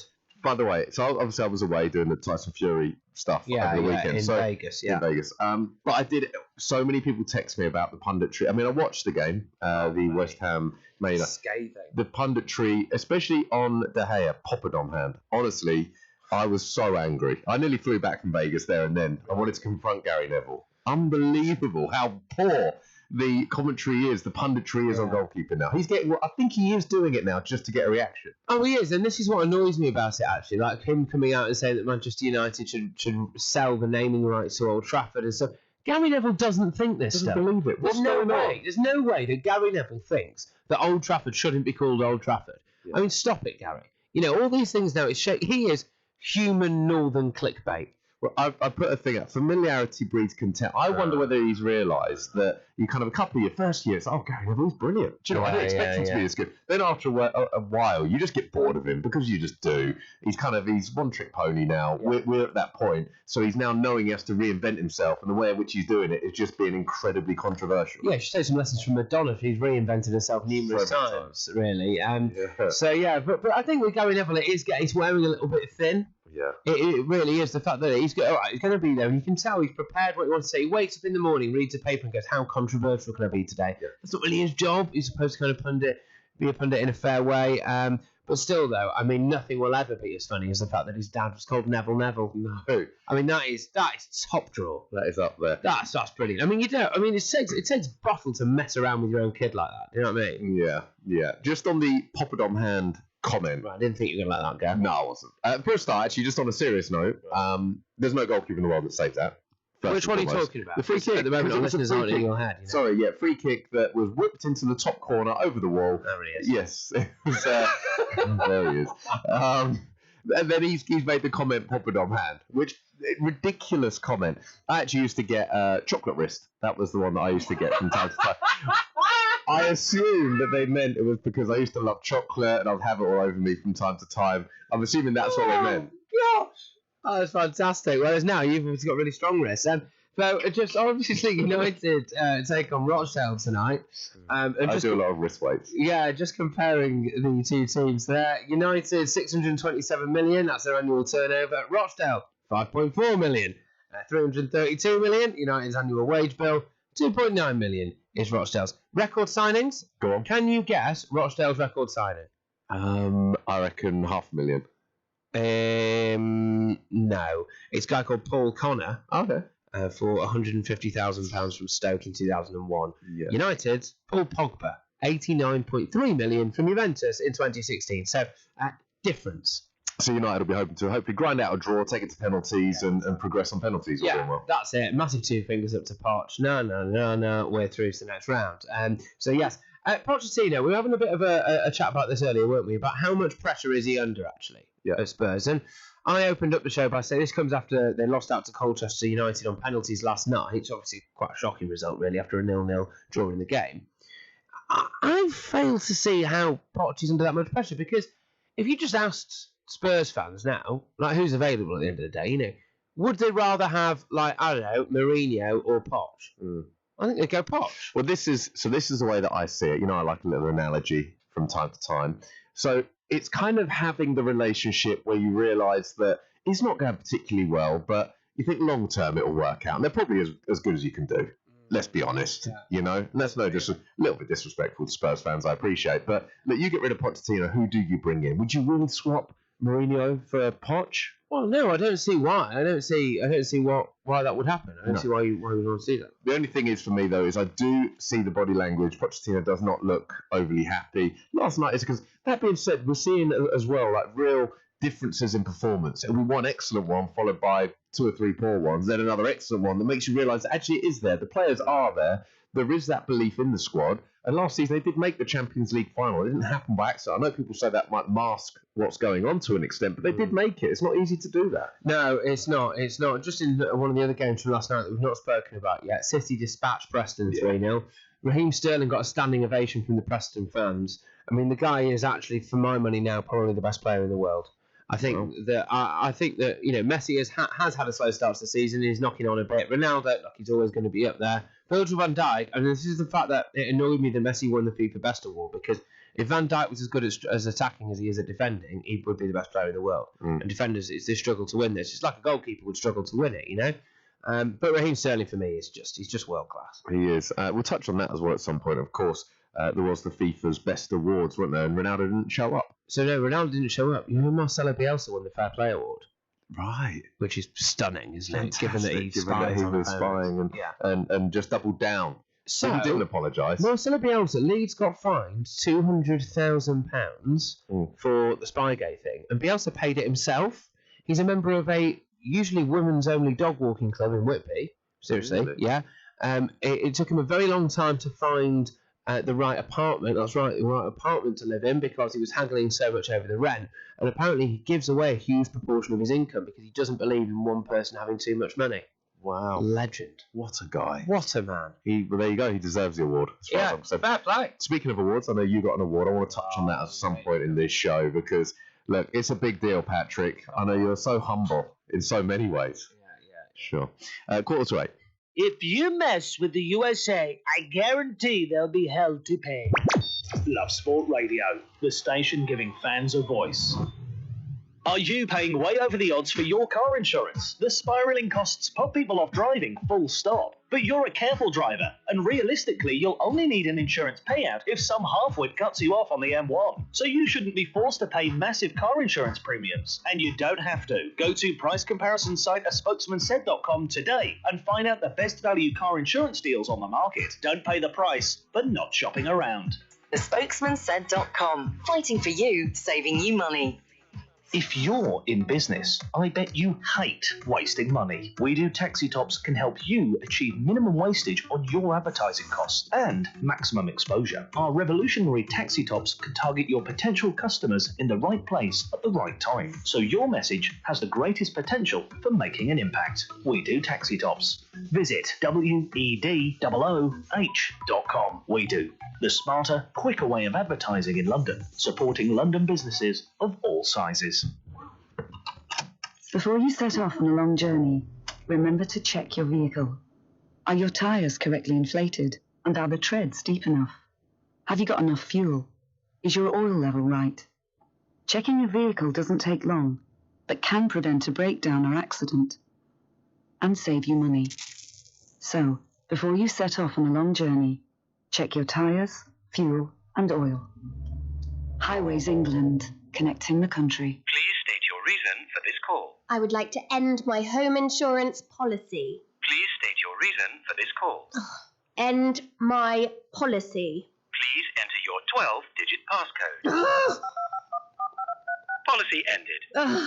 Finally. To confirm end of policy, please enter credit card details and pay £50. With Aviva Plus home insurance, you can pay monthly at no extra cost and with no cancellation charges. New Aviva Plus. Insurance the way it should be. Excludes Northern Ireland. Love sport. Well, Sport Breakfast, me, Richard Lee, and the award-winning Patrick Christys. There he was, up on that podium. Was there a podium? It's not happened yet. Oh. No, so just in case, I'm just going to say this because Rich is really banging on about this and it annoys me now. I was on the Radio Academy's 30 under 30 list. Thank you very much, everybody. That's great. Happened a few days ago now. We're all over it. No one in this office is happy that I won it. So we'll all just move on. You're under 30? Yeah, I'm 27, yeah. I'm going to need to see a passport. Okay. I thought you were older than me. No, no one is. No, those wrinkles. So we're going to be talking to Luke Pollard shortly, Labour for Plymouth, Sutton and Devonport. Let's touch on the front pages, because I know we've touched briefly on it today, but here, as much as we like to touch on the sport, and we do go into a lot of sporting stories in detail, we like to touch on the front pages. It's been an interesting time for Mr. Johnson. Yeah, that's right. So Boris Johnson has flown back to the UK. He's been at a meeting of United Nations in New York. Now, yesterday was one of the most sensational legal battles in British history, I suppose you could say, where the Supreme Court, all 11 judges, unanimously agreed that it was unlawful for him to try to suspend Parliament in the way that he did. Now, look, this was an unusual ruling, but it's an unusual case. And what happens now is that Parliament will be recalled. For those of you that don't know, Boris Johnson wanted to... Every year, Parliament gets suspended, right? Every year. Every 13, 14 months, right? Parliament gets suspended for a period of time where they have their political conferences and they just have a bit of a recess. Now, what Boris Johnson wanted to do was suspend it by an additional 4 days. His logic was saying, well, look, we're just sitting here, weeing into the wind. Well, nothing really happens and we're not getting a deal through. You're all infighting. You all hate me. I don't need this, right? I don't need this. I'm off. And what they've decided is that actually that's not true.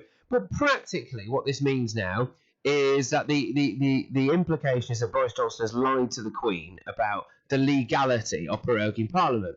So Boris Johnson has had a phone call with the Queen just since this ruling has come out. I just want to make a point on that, which is that I think there seems to be this perception of somebody like a Boris Johnson figure as this innately evil human being. I don't believe that Boris Johnson wakes up in the morning and wants to make everybody's lives worse. I don't think that gets him off, and so I would take a bit of issue with that. And the fact is that there have been 5 court cases on this in the United Kingdom, and 3 of them have come down in favour of Boris Johnson. 2 of them have gone against him. But clearly, the way our legal system works, the Supreme Court, the largest one, is the only one that matters. And they unanimously decided that Boris Johnson had behaved illegally. So you can't dispute that. I don't like the fact that people criticise the kind of implications or the allegiances of these Supreme Court judges. I think that's very damaging for this country. But look, the point is, can we all just chill out a little bit? Because what's going to happen now is MPs sit down for 4 more days and try to sort out an issue that they've not been able to sort out for 3.5 years. And the fact is, and this is what winds me up, the only reason this court case, the only cause of this court case, is that they will go now and sit down for 4 more days to try and figure out Brexit. I honestly think you could count on one hand the amount of times that a serious Brexit discussion is going to be had.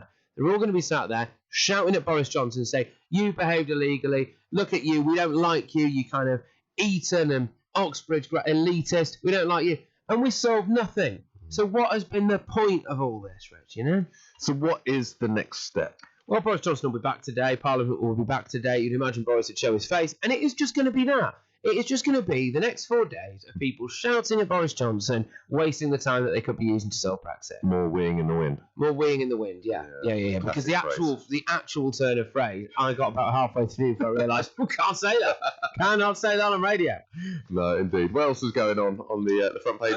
A few bits and bobs are knocking about, of course. It is mostly Boris Johnson, by the way. Jeremy Corbyn, for his part, has now finally called for a general election, although he doesn't want one quite yet.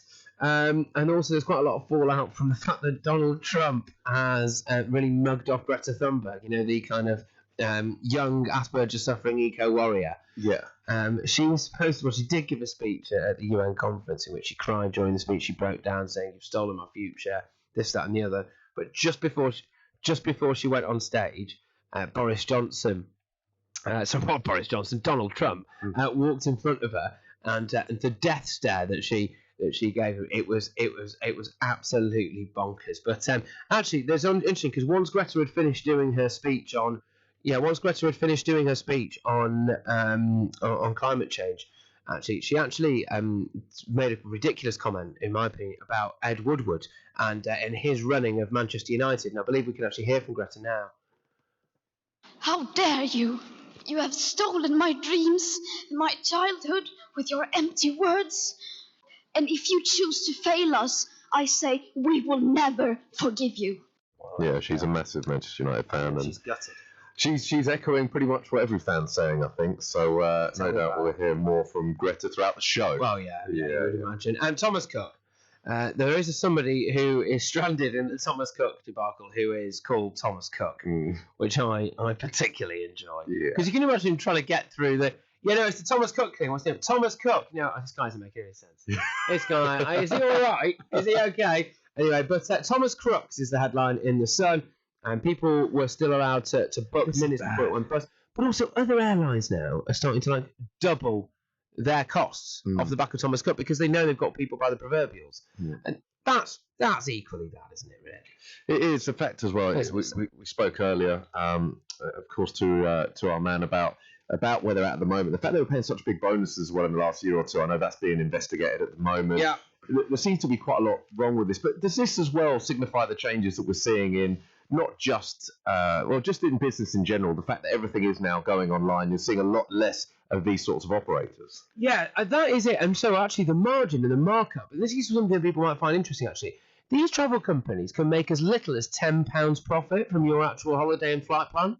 So this is what people don't seem to understand. They are working off such a small price margin. And companies like Ryanair, when you see this thing that you can, we'll catapult you to Yugoslavia for a tenner, right? They don't make any money off that. They do that simply as a tactic to try and put other firms out of business, and then they make their money off other flights. This is it, and especially now online. I mean, I think going to Vegas was some company called Globe Hunters, which I've never heard of before, but they come up with the best deal for the flight, and this, that, the other. there you go, it took me 5 minutes online, and I'm sure that they'll make their committee. And now, if they make a tenner, they probably don't care because they haven't really got the cost that a Thomas Cook would have. I don't know. I'm not surprised by this, but I guess going back to the issue that they are paying the bonuses they are allowing people to make bookings when they probably knew what was coming. But this is the story of the day for me, Rich. Go on. This is a big one. I'm ready. So, a couple accidentally received 25,000 ecstasy pills in the post. Whoa. So a Glaswegian drug dealer is thought to have been behind this colossal shipment of nearly 25,000 ecstasy pills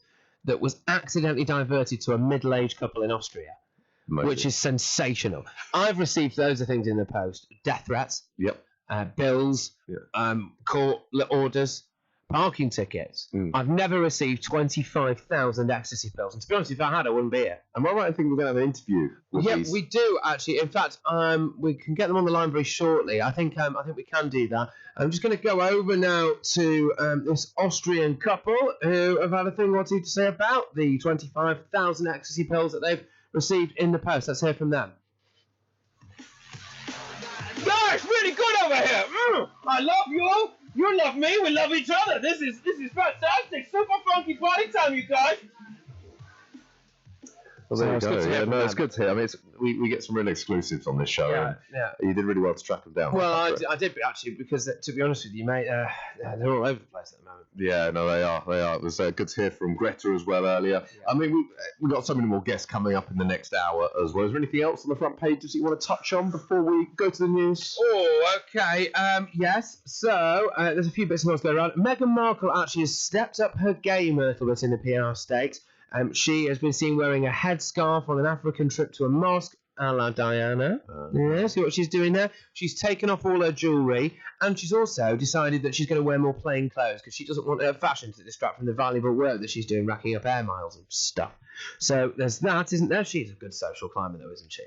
She is. Right, that's the thing that we have to admire her for. Also, an issue for Boris. Okay. So Boris Johnson, as it turned out that the government gave around £160,000 in cash to a tech firm that's owned by a lady called Jennifer Arcuri, who has spent time essentially pole dancing and being rather, shall we say, forward-thinking in her approach to tech. And there are some serious issues here over whether or not public money has been used for Boris Johnson's personal enjoyment. Fantastic. No doubt we'll talk about that further. 3 minutes to 8. This is Love Sport. If you fall asleep at the wheel, you'll put your life in danger, and the lives of others as well. Before you feel tired, pull off the road into a services or other safe area. Drink some strong coffee, and take a quick nap while the caffeine kicks in. If you're having a nap, you've left your lights on, sir. Right, cheers. Think. Don't drive tired. If you're in business, I bet you hate wasting money. We Do Taxi Tops can help you achieve minimum wastage on your advertising costs and maximum exposure. Our revolutionary taxi tops can target your potential customers in the right place at the right time, so your message has the greatest potential for making an impact. We Do Taxi Tops. Visit WEDOOH.com. We Do. The smarter, quicker way of advertising in London, supporting London businesses of all sizes. Mr. Davis, to start your car insurance policy, you'll have to pay upfront £850 for the year in one single payment. How does that sound? £850? Yes, Mr. Davis. In one go? Yes, Mr. Davis. Today? Yes, Mr. Davis. In one single payment? Yes, Mr. Davis. What? With new Aviva Plus, we don't ask you to pay everything up front. Everyone pays monthly at no extra cost. New Aviva Plus, car insurance the way it should be. Excludes Northern Ireland. Exercise. It doesn't have to mean Lycra or a fancy gym membership. All you need is 10 minutes and you. Because a regular 10-minute brisk walk is a great way to get more active. Whether that's walking to the shops or getting off the bus to stop early. Picking up the pace and getting your heart pumping can make a real difference to your health. So, to see how much brisk walking you're doing and how you can fit more into your day, download the free Active 10 app, because there's only one you.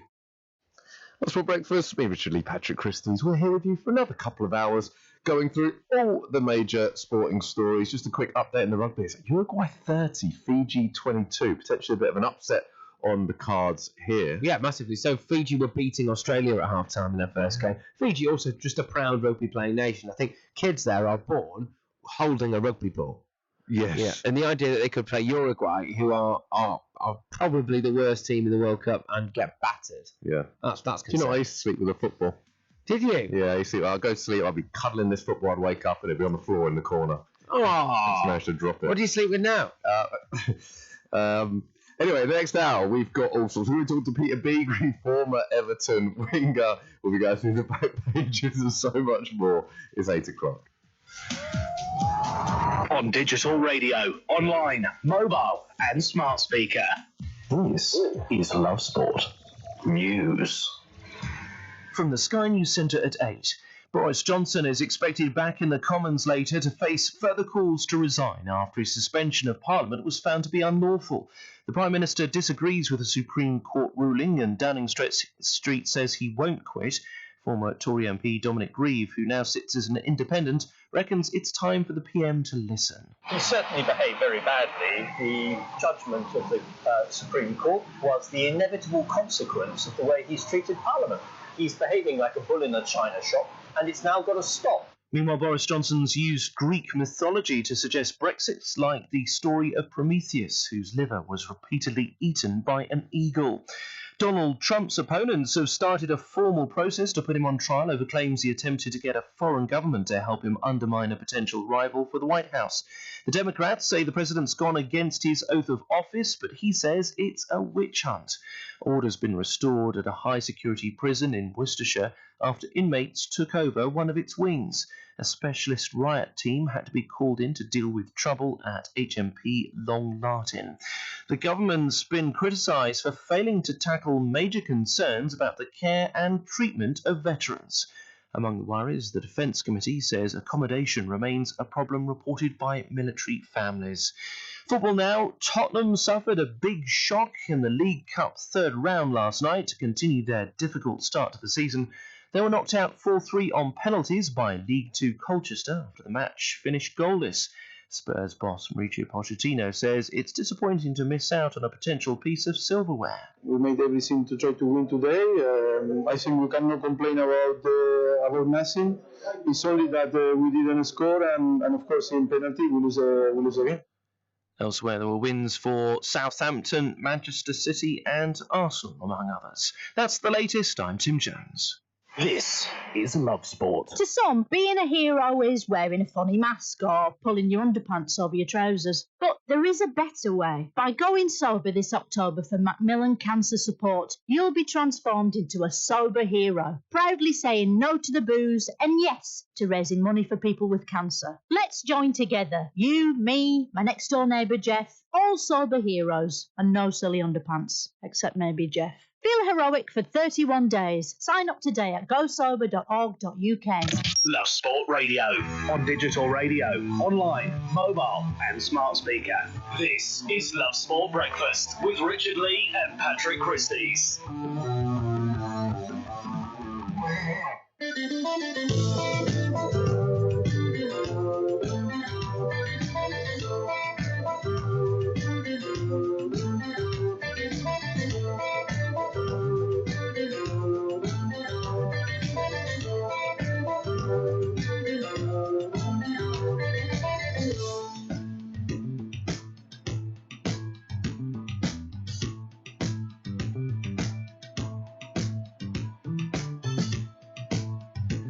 Good morning, Love Sport Breakfast and Love Sport Radio. Myself, Richard Lee, and Patrick Christys here with you until 10 a.m. Let's just touch on the top stories this morning. Spurs were dumped out of the Carabao Cup to League Two Colchester on penalties last night.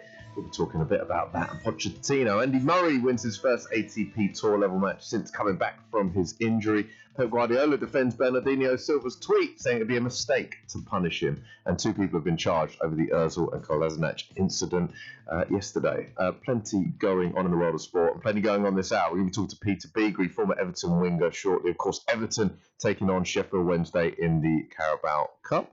It is myself, Richard Lee, and Patrick Christys here with you until 10. Also with producer Kieran Wellington. I am here. Good morning, everyone. Good morning, Rich. Good morning, Patrick. I just want to touch on Andy Murray's victory because it is quite significant. He said it was one of his best ever. Really? As he continues his return from hip surgery. The Scot prevailed over Tennis Sangren 6-3, 6-7, 6-1 for his first singles victory at tour level since January. And I know for such a prolific winner like Andy Murray is, to go 9 months without victory must have been really tough. And obviously he's had to play in these challenger events in Mallorca, where literally the tournament is named after one of your rivals, the Rafael Nadal Open. And you're having to play in that tournament against some Spanish teenager. But Murray, who had lost to world number 69 Sangren in North Carolina last month, obviously came through in 3 sets. To come through after a tiebreak as well, it was obviously a long match, and to win that deciding set 6-1 was very impressive. He said, in some ways, it's one of the best wins I've had. Not in terms of just getting through that, but everything that's gone into getting back to this point. So hopefully, he can build on this and we can see him for the Aussie Open at the turn of the year. That would be really exciting. I guess, you look at it, he's 32 years old, isn't he? So he's still, when you consider and compare him to the likes of Roger Federer, who's still going strong at 37, I believe he is, and you think, maybe tennis has changed slightly. It used to be the case you get to 30 odd and you see a lot of players and start to drift away, but the likes of Federer are proving that you can go on into your later 30s. I just can't help but feel that when you've had something like this, and the struggles that he's had so far just to get back to this level, it must be so frustrating. Absolutely, and it's a resurfacing operation, so you never know how that hip is going to, kind of operate. It's not often that you get an elite level sportsman with basically a metal hip. And, essentially, we don't know how good his movement's going to be, because that was what separated Andy Murray from the rest, was his ability to defend and reach every ball. Okay, Djokovic was slightly better at it than him. Yeah. But, no, Andy Murray was amazing across the court in terms of his pace. And it's just good to see that, Tennis Sangren's a decent player. And for him to come through that in 3 sets in China was very impressive. So hopefully he can work his way up. He's now ranked 413th in the world, by the way. So plenty of places to rise. Absolutely. Well, hopefully he's able to do that. I had plenty of metal in me, actually, as it goes. Really? Yeah. Do you want to run our listeners through the number of injuries? Yeah. Because it wasn't necessarily the 4 screws in my elbow or the rod in my right shoulder or left shoulder or in my knee. It was kind of more of a combination of everything, really, in the end, that meant I struggled to walk. Patrick, what's going on in your world? So just before we get stuck into some of the sport, I would like to talk to you about probably the most embarrassing moment of my life that happened last night. Fantastic. If that's okay. Yeah, no, absolutely. So I decided to do a touch of the Rich Lees. I've been on holiday and I'd got a bit of a tan, and I wanted to maintain that tan. So I went to a local tanning salon, which is not my natural environment. And I decided to go in, and I had no real frame of reference in terms of the timings that I should be asking for. Now, for me, 20 minutes doesn't seem like that long. But I went in there, and anyway, do you want any tanning lotion as well? Yeah, slap it on. So I slapped on the tanning lotion, and anyway, it was one of those lie-down beds. We all know what they look like, and the arch thing comes over you. So the issue that I had, and this is why it became the most embarrassing moment of my life, is that I fell asleep. I fell asleep, and obviously after a certain period of time, some concern was raised outside. And you do lock the door when you go into these things, but clearly the owner of this particular tanning salon has a key. And apparently she opened the door and couldn't wake me, so she was concerned that I might have died. And so she opened up the tanning bed. Of course, you are totally naked, aren't you? When you're on one of these tanning salons. So I was unveiled like the worst prize on a game show ever. A little bit like, the film Avatar, where they're in those kind of pods. It was that, and that was a rather embarrassing moment for me that I thought I'd share with the nation. Yeah, 20 minutes. Yeah. I mean, you could have died. Yeah, apparently so. So we'll be doing that again in a hurry. No, there's a try for Fiji, 27:30 now with the conversion. In fact, they've missed the conversion, so there is no time left in the match to make up the deficit. Well, that's going to be a big win that for Uruguay. Pochettino. You don't think he's under any pressure? In fact, let's hear from Mr. Pochettino. I think always it's important to be in all the competition, fighting for the trophies. We made everything to try to win today. I think we cannot complain about nothing. It's only that we didn't score, and of course in penalty we lose again.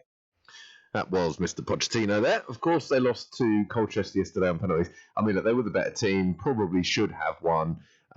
They did put out a second-string team, but still, I guess the frustration for Tottenham fans is the fact that, I mean, how many trophies realistically can they win this season? It's not going to be the league. It's realistically not going to be the Champions League. So you've got the FA Cup, you've got the League Cup, or now they don't have the League Cup. Yes, exactly. And so just to put it into context, Colchester are the first lower league team to win 2 shootouts against Premier League teams in the same League Cup campaign since Bradford City in 2012-2013, the year that, of course, Bradford reached the finals. The signs are good for Colchester. The main point for me with the Spurs performance last night was, which, of course, they ended up losing 4-3 on penalties, Eriksen and Moura missing penalties. Not good, especially for Christian Eriksen, who has looked a little bit absent, to be honest with you, since he's moved to Real Madrid or frankly any of the other major clubs he was linked with fell through. This penalty miss will only compound that and got that shoot-off to a really bad start last night. Look, the fact is that in the final third, they looked quite inept. It did look like a group of lads who never really met each other before. And that's what Poch is alluding to in his statements after the game, where he said, look, we lacked aggression, we need to be together. But a concerning point for me on this, really, is that Poch said that we need to put our individual desires aside and play for the club. That, to me, indicates that there's clearly some unrest in that camp, that maybe players are playing for themselves more than the team. And that's a worry. Yeah. In terms of penalties, of course, it wasn't a good night for Spurs. You can tell a lot about a person in the way in which they take a penalty. I'm fascinated to know what you would do if you were in a penalty shootout. England is the one to win the World Cup. What penalty would you take? I would run up, little stutter, send the keeper the wrong way, smash it across my body, my top left-hand corner. So a bit Harry Kane-esque. Yeah, a little bit. I think if you hit it so hard from that they can't save it, that's the thing. Kieran has something to say. It's just to say your penalty. Yeah, I want to reveal my penalty. I would do the whole not look at the goalkeeper, just walk back. Turn and run. Yeah. Smash it straight down the middle. I think what they should start doing is screaming while you run up. Right, because that's off-putting. I've never seen that done before. What sort of pitch are we talking about? High, really high. So like only dogs can really hear it. Just makes such a guttural kind of noise that the goalkeeper's like, what? It's it. But there was one of the worst penalties I've ever seen last night. Yeah. Brown.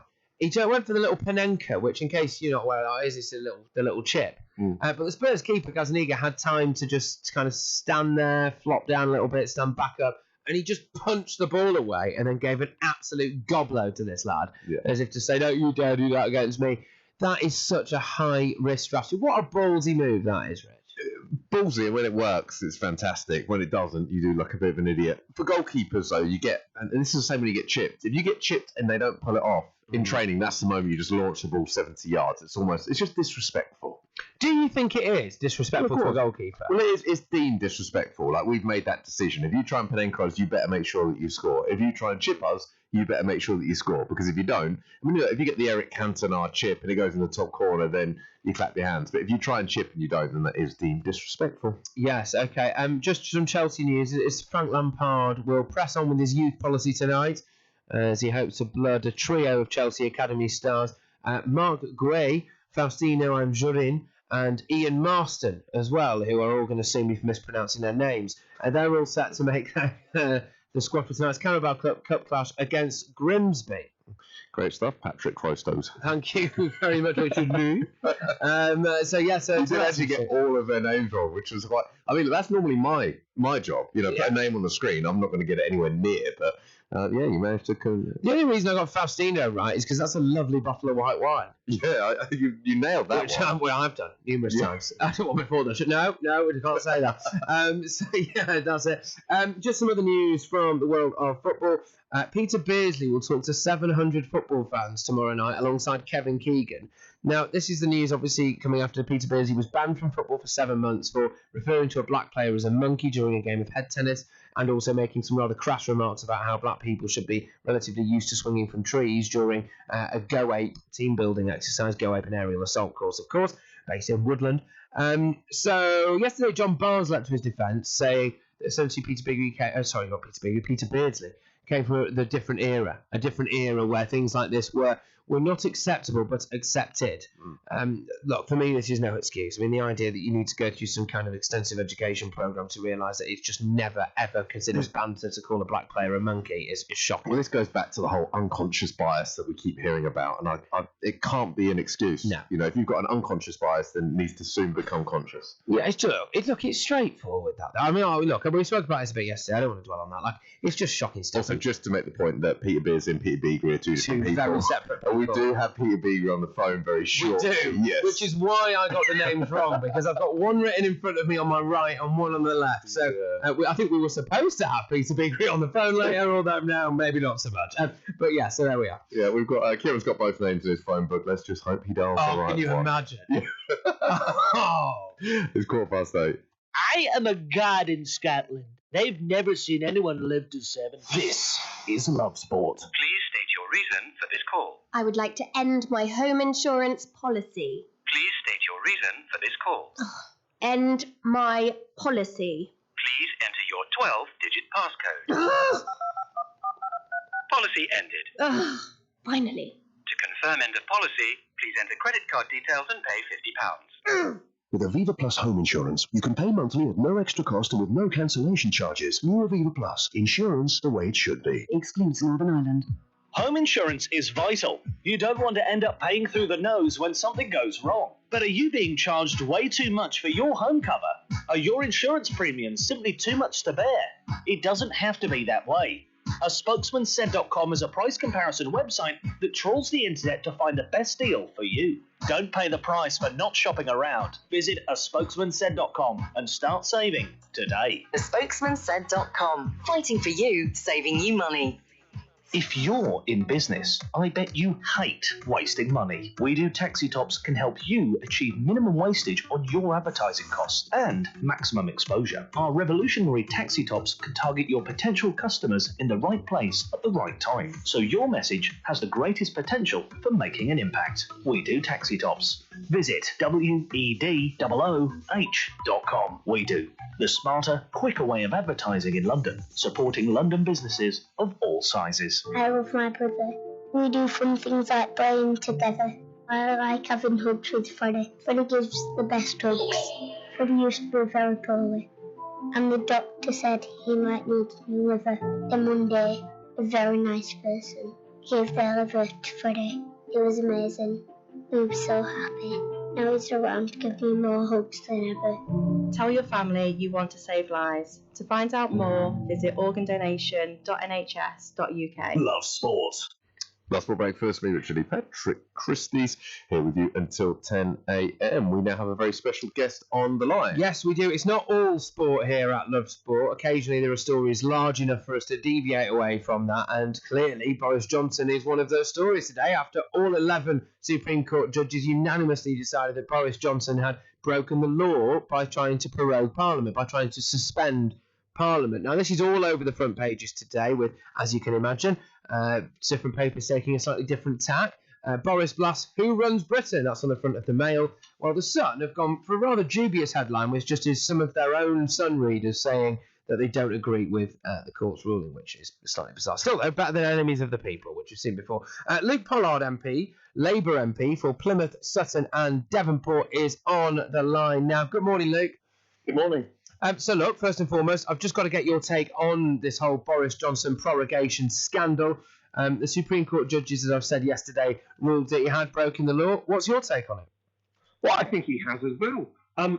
Parliament is bigger than Brexit, and although Brexit is dominating the debate around whether Parliament should sit or not, I was elected by people in Plymouth to represent their voices in Westminster on Brexit, on the NHS, housing, on transport, defence, foreign policy and everything. And when Boris Johnson shut down Parliament, we weren't able to meet to discuss any of those issues. All the important bills that we were trying to pass, which aren't just about Brexit, I was working on a bill about improving or increasing the sentences for people who commit animal cruelty. There was another bill in Parliament about reforming the laws around domestic violence, which is absolutely necessary. Yeah. They all fell. Yeah. So there's bigger issues just than Brexit. And the Prime Minister's got a lot of power in this country. It's not quite a presidential system, but pretty much the Prime Minister runs the show. But Parliament's there to hold him accountable, to ask the difficult questions. And when we were shut down without our consent for a period as long as he likes, well, that doesn't quite seem right, to be honest. I think a lot of people are saying that, look, this additional 4 days or so that we're now going to get, the main issue, and you're right, you said to say that, look, there are other issues on the table, and some of them very important, as you've highlighted, but clearly Brexit is the dominant one. What are they going to be able to do in the next couple of days, few days, that they haven't done in 3.5 years? Well, you're right. It was, in theory, only an extra couple of sitting days. But that assumed that Parliament was going to vote for the party conference season. It gets a bit technical here, so excuse me. I got it, yeah. But we weren't going to vote for the party conference seasons to happen. Parliament was going to sit throughout this entire period because we're in the middle of a national crisis, and when a national crisis is on, Parliament should be sitting. So the argument it was only an extra couple of days kind of missed the point that that was one of the reasons why they wanted to shut down Parliament, because it was going to carry on sitting. Now, I think with the clock ticking down to the 31st of October, where Britain will leave the European Union without a deal, we need every single moment to say, look, is this the right course of action? Are we prepared for the options ahead? Do we have everything in place? Is this the right thing to do? Yeah. And that's why Parliament passed the bill just before we were shut down that said, look, Boris Johnson, if you can get a deal and it gets parliamentary support, you can leave by the 31st of October. If you can get parliamentary support for leaving without a deal, you can leave by the 31st of October. But if you can't, Parliament, as a representative of the people, doesn't want us to leave without a deal because we know the economic damage that would cause. So therefore, you've got to extend Article 50. And that's one of the reasons he shut it down, because he doesn't like the scrutiny, he doesn't like the difficult questions.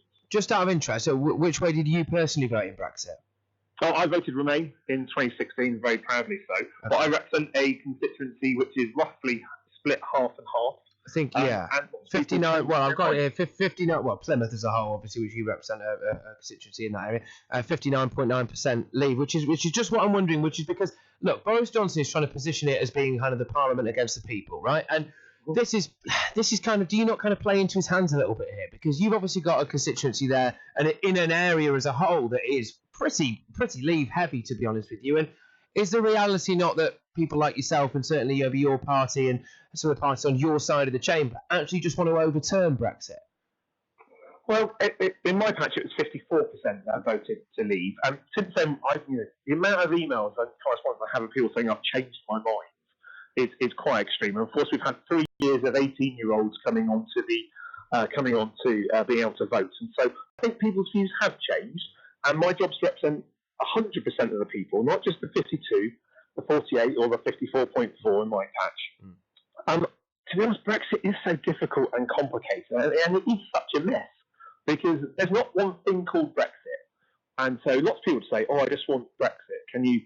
Brexit means Brexit. Yeah. So it's like, okay, but what's that mean? Yeah. In 2016, the Leave campaign didn't have a plan as to what Brexit meant. And they said things that actually were contradictory, like we'll stay in the single market and we'll leave the single market. Well, clearly, you and I will be able to spot that you can't have both those things.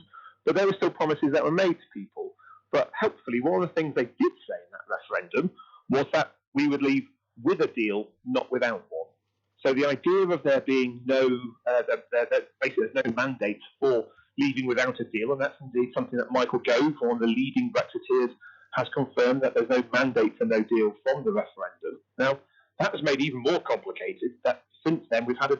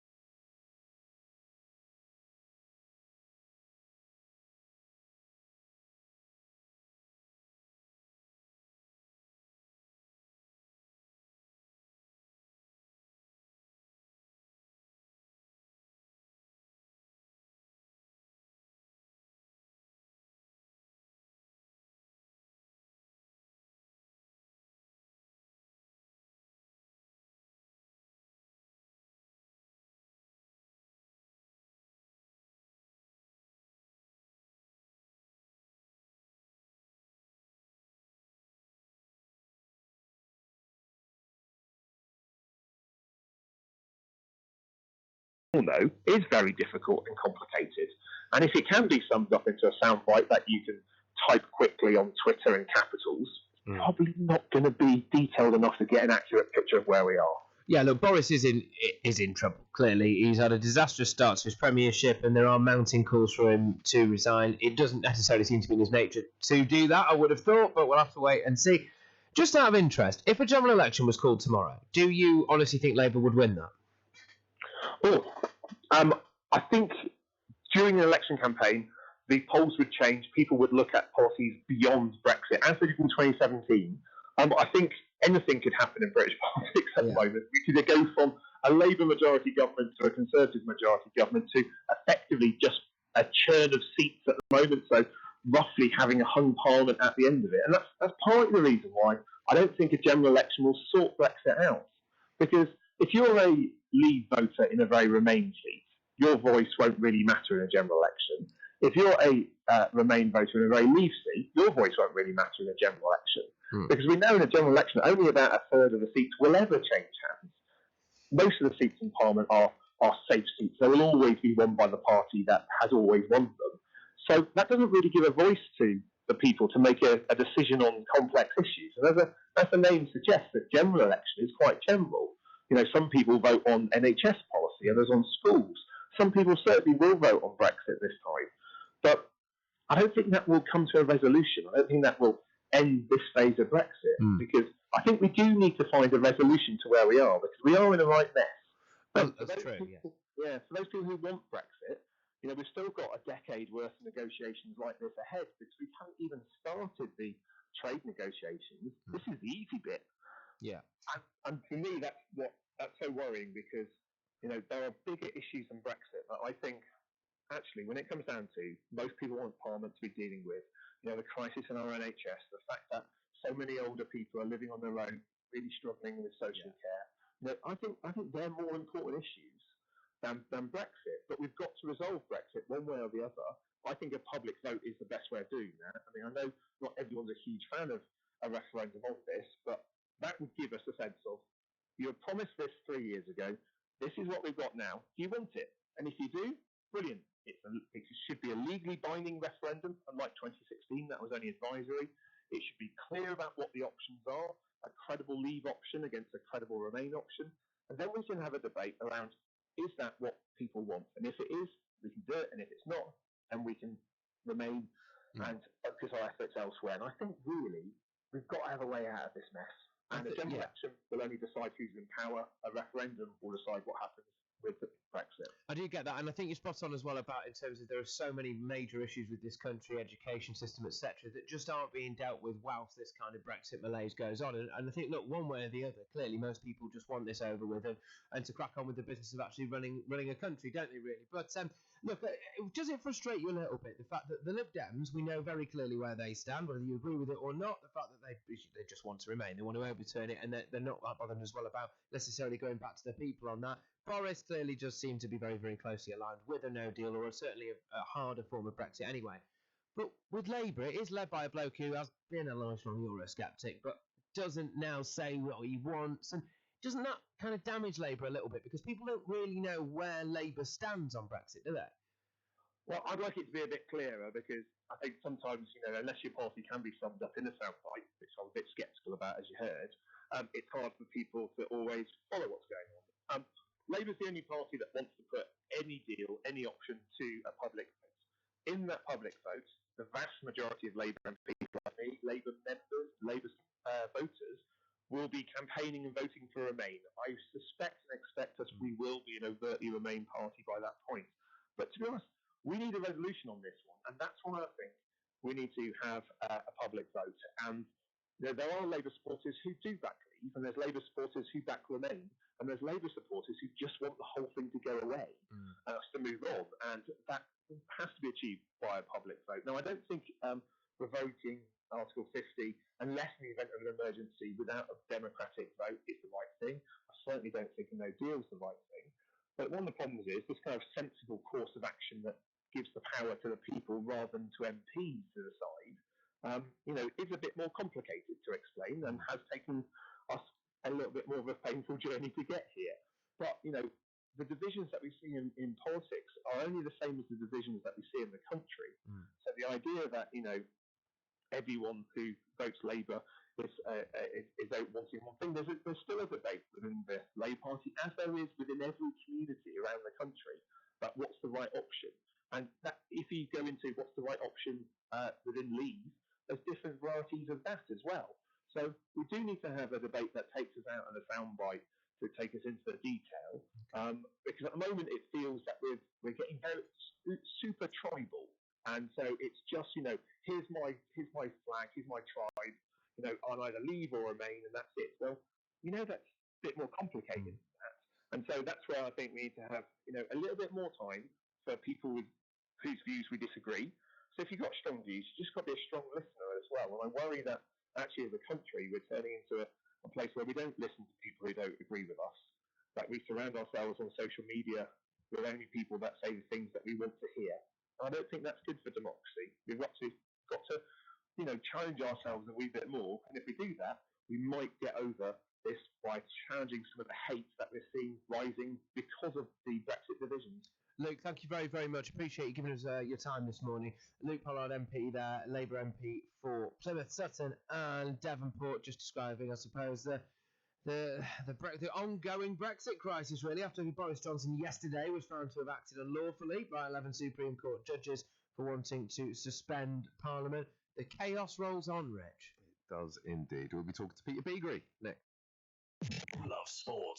The Novotel London Blackfriars, the official hotel partner of Love Sport. Located just minutes away from the city and London's famous South Bank. You can kick back and taste the flavours of the world at the Jamboree Bar and Grill and enjoy all the sights of London in style. The Novotel London Blackfriars. Your home is your castle, and you want to protect everything inside it from theft or damage. But are you being ripped off when it comes to your home insurance? A spokesmansaid.com is a price comparison website that helps get the best deals for you. Spokesmansaid.com. Fighting for you, saving you money. Hi, I'm Barry. I'm a retired school bursar from Chingford.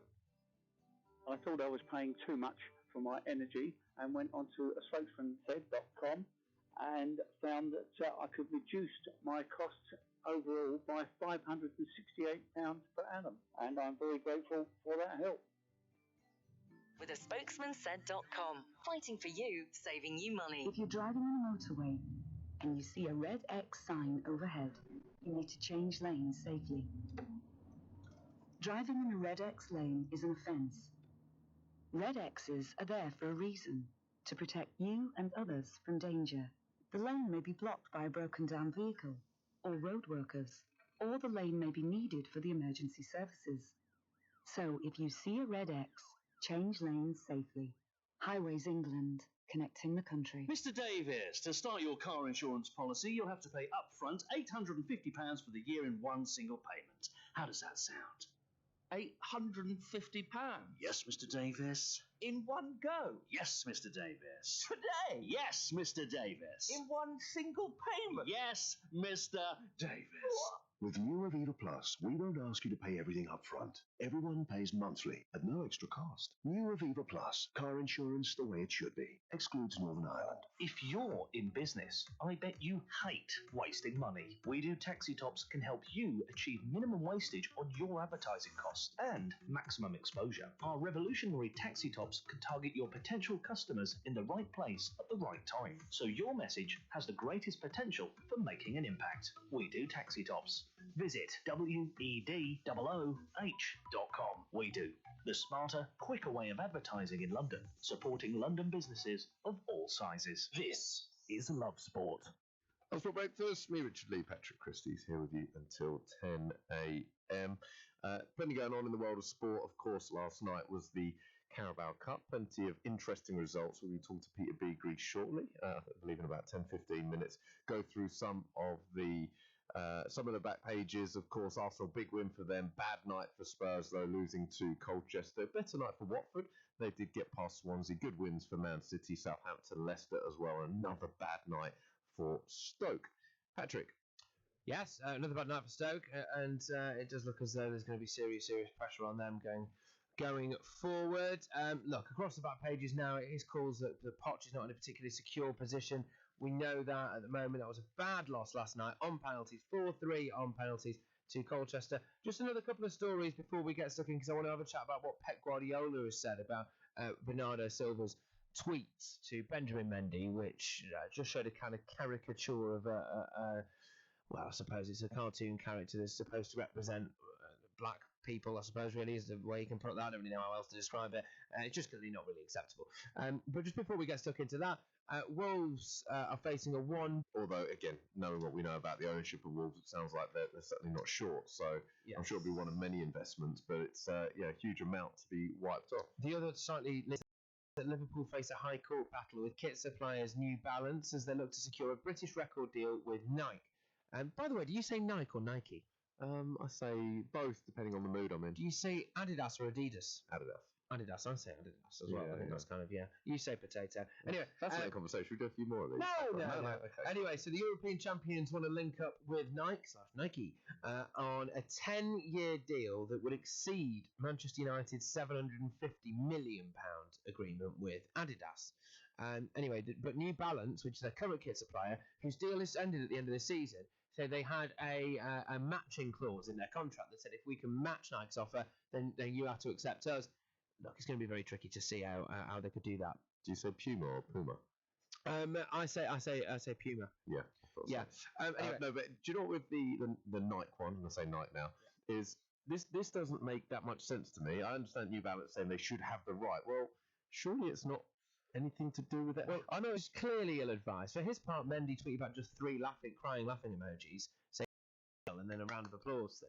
So clearly wasn't offended by it, and I don't think that I don't get the impression that Benjamin Mendy actually was sitting there fuming and just tweeted it to get his mate out of trouble. I don't get the impression he cared. No. But clearly that kind of thing is wrong, and to do it in such a public forum, maybe just send it in a WhatsApp group, or ideally not at all. Well, I suppose this is part of the issue, is that, of course, I was in football change room for a long period of time, and anything goes, which is... Is there a lot of racial banter? Yeah. Loads. Loads, which I guess is part of... Because, again, within those 4 walls, it's deemed okay, back and forth, because it's the kind of environment where it's who can go the furthest. So, I mean, not just in regards to that, but also in regards to other stuff. People are trying to push the boundaries in order to get a laugh a lot of the time. Do white players ever, in changing rooms, in dressing rooms, ever face, well, let's just term it racial banter? Does it ever come back, or is it always dished out? No, of course, but this is where, again, you've got that understanding. And as long as it's done, well, no, look, you can't say it's right or wrong, but if it's done in the right manner, and that's the point, where, because of that team environment as well, it's more a case of, if everyone's laughing and joking, everyone's trying to push boundaries, the problem, of course, comes when that then comes out in the public, and you say the kind of things that you're saying in a changing room in public, because it's not just those that are tight to you, it's then suddenly, well, it's everybody. How many hundreds of thousands of followers I'm sure he's got. Yeah, I suppose it would be interesting to see what the reaction would be if, it was the other way around, I suppose, where a black player tweeted something. Well, interesting. Rio Ferdinand did something. I'll have a quick look at this before going into a bit more detail, but he did something similar to Patrice Evra recently and put a thing out, and at the time I thought, oof. But then the fact that it was Rio to Patrice, that then makes it okay. I think I think the fact is that when it comes to this kind of stuff, like, there are rules, obviously, and that rule centres around offence caused, I think. And the question over this, and this is one of the things I think society has to probably figure out on a wider basis now, is if there's no offence caused to the person involved or people involved, then does that make it okay?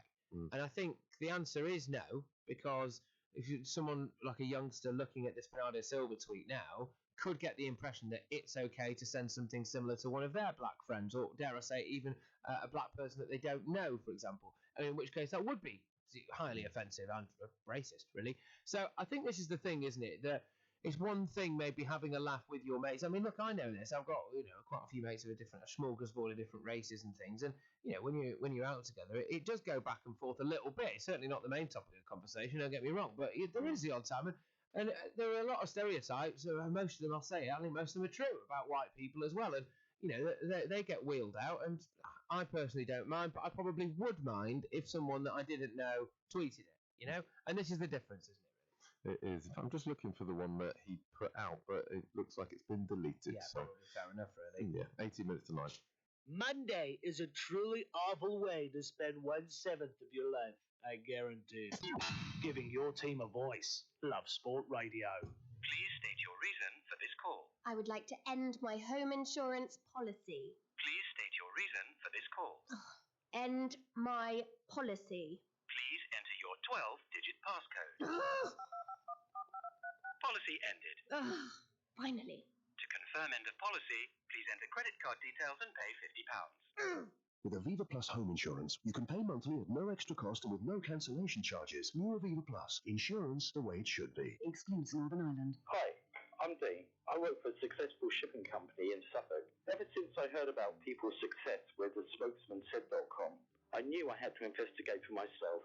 Every time I need to compare car insurance, home insurance and energy bills, I always contact the spokesmansaid.com. This year alone, I saved over £260 on my car insurance and also £585 on my energy bills. I saved big through a spokesmansaid.com, and you could too. With a spokesmansaid.com. Fighting for you, saving you money.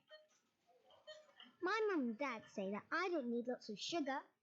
I'm sweet enough already. So we used the Change for Life food scanner app to find out how much sugar is in our food and drink. It's surprising how much we found. So I put my detective hat on to find the healthier choices. Woohoo! Found one, Mum! You can be food smart too. Download the free Change for Life food scanner app today. If you're in business, I bet you hate wasting money. We Do Taxi Tops can help you achieve minimum wastage on your advertising costs and maximum exposure. Our revolutionary taxi tops can target your potential customers in the right place at the right time, so your message has the greatest potential for making an impact. We Do Taxi Tops. Visit WEDOOH.com. We Do. The smarter, quicker way of advertising in London, supporting London businesses of all sizes. This is Love Sport. Love Sport Breakfast. Me, Richard Lee, Patrick Christys here with you until 10 a.m. Of course, it was an interesting night in the Carabao Cup last night, and who better to go through it with us than Peter Beagrie from Everton winger. Morning, Peter.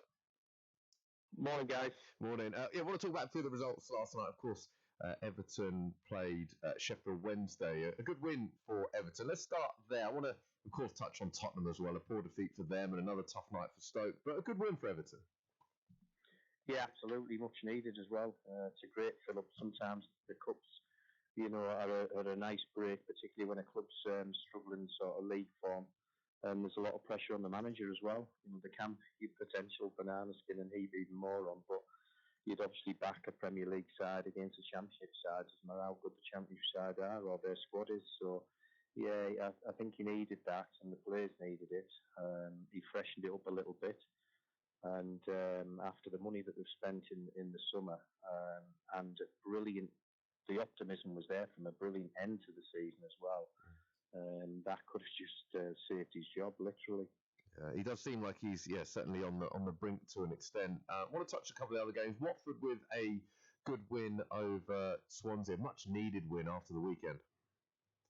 Yeah, definitely. Again, a big fill-up for them.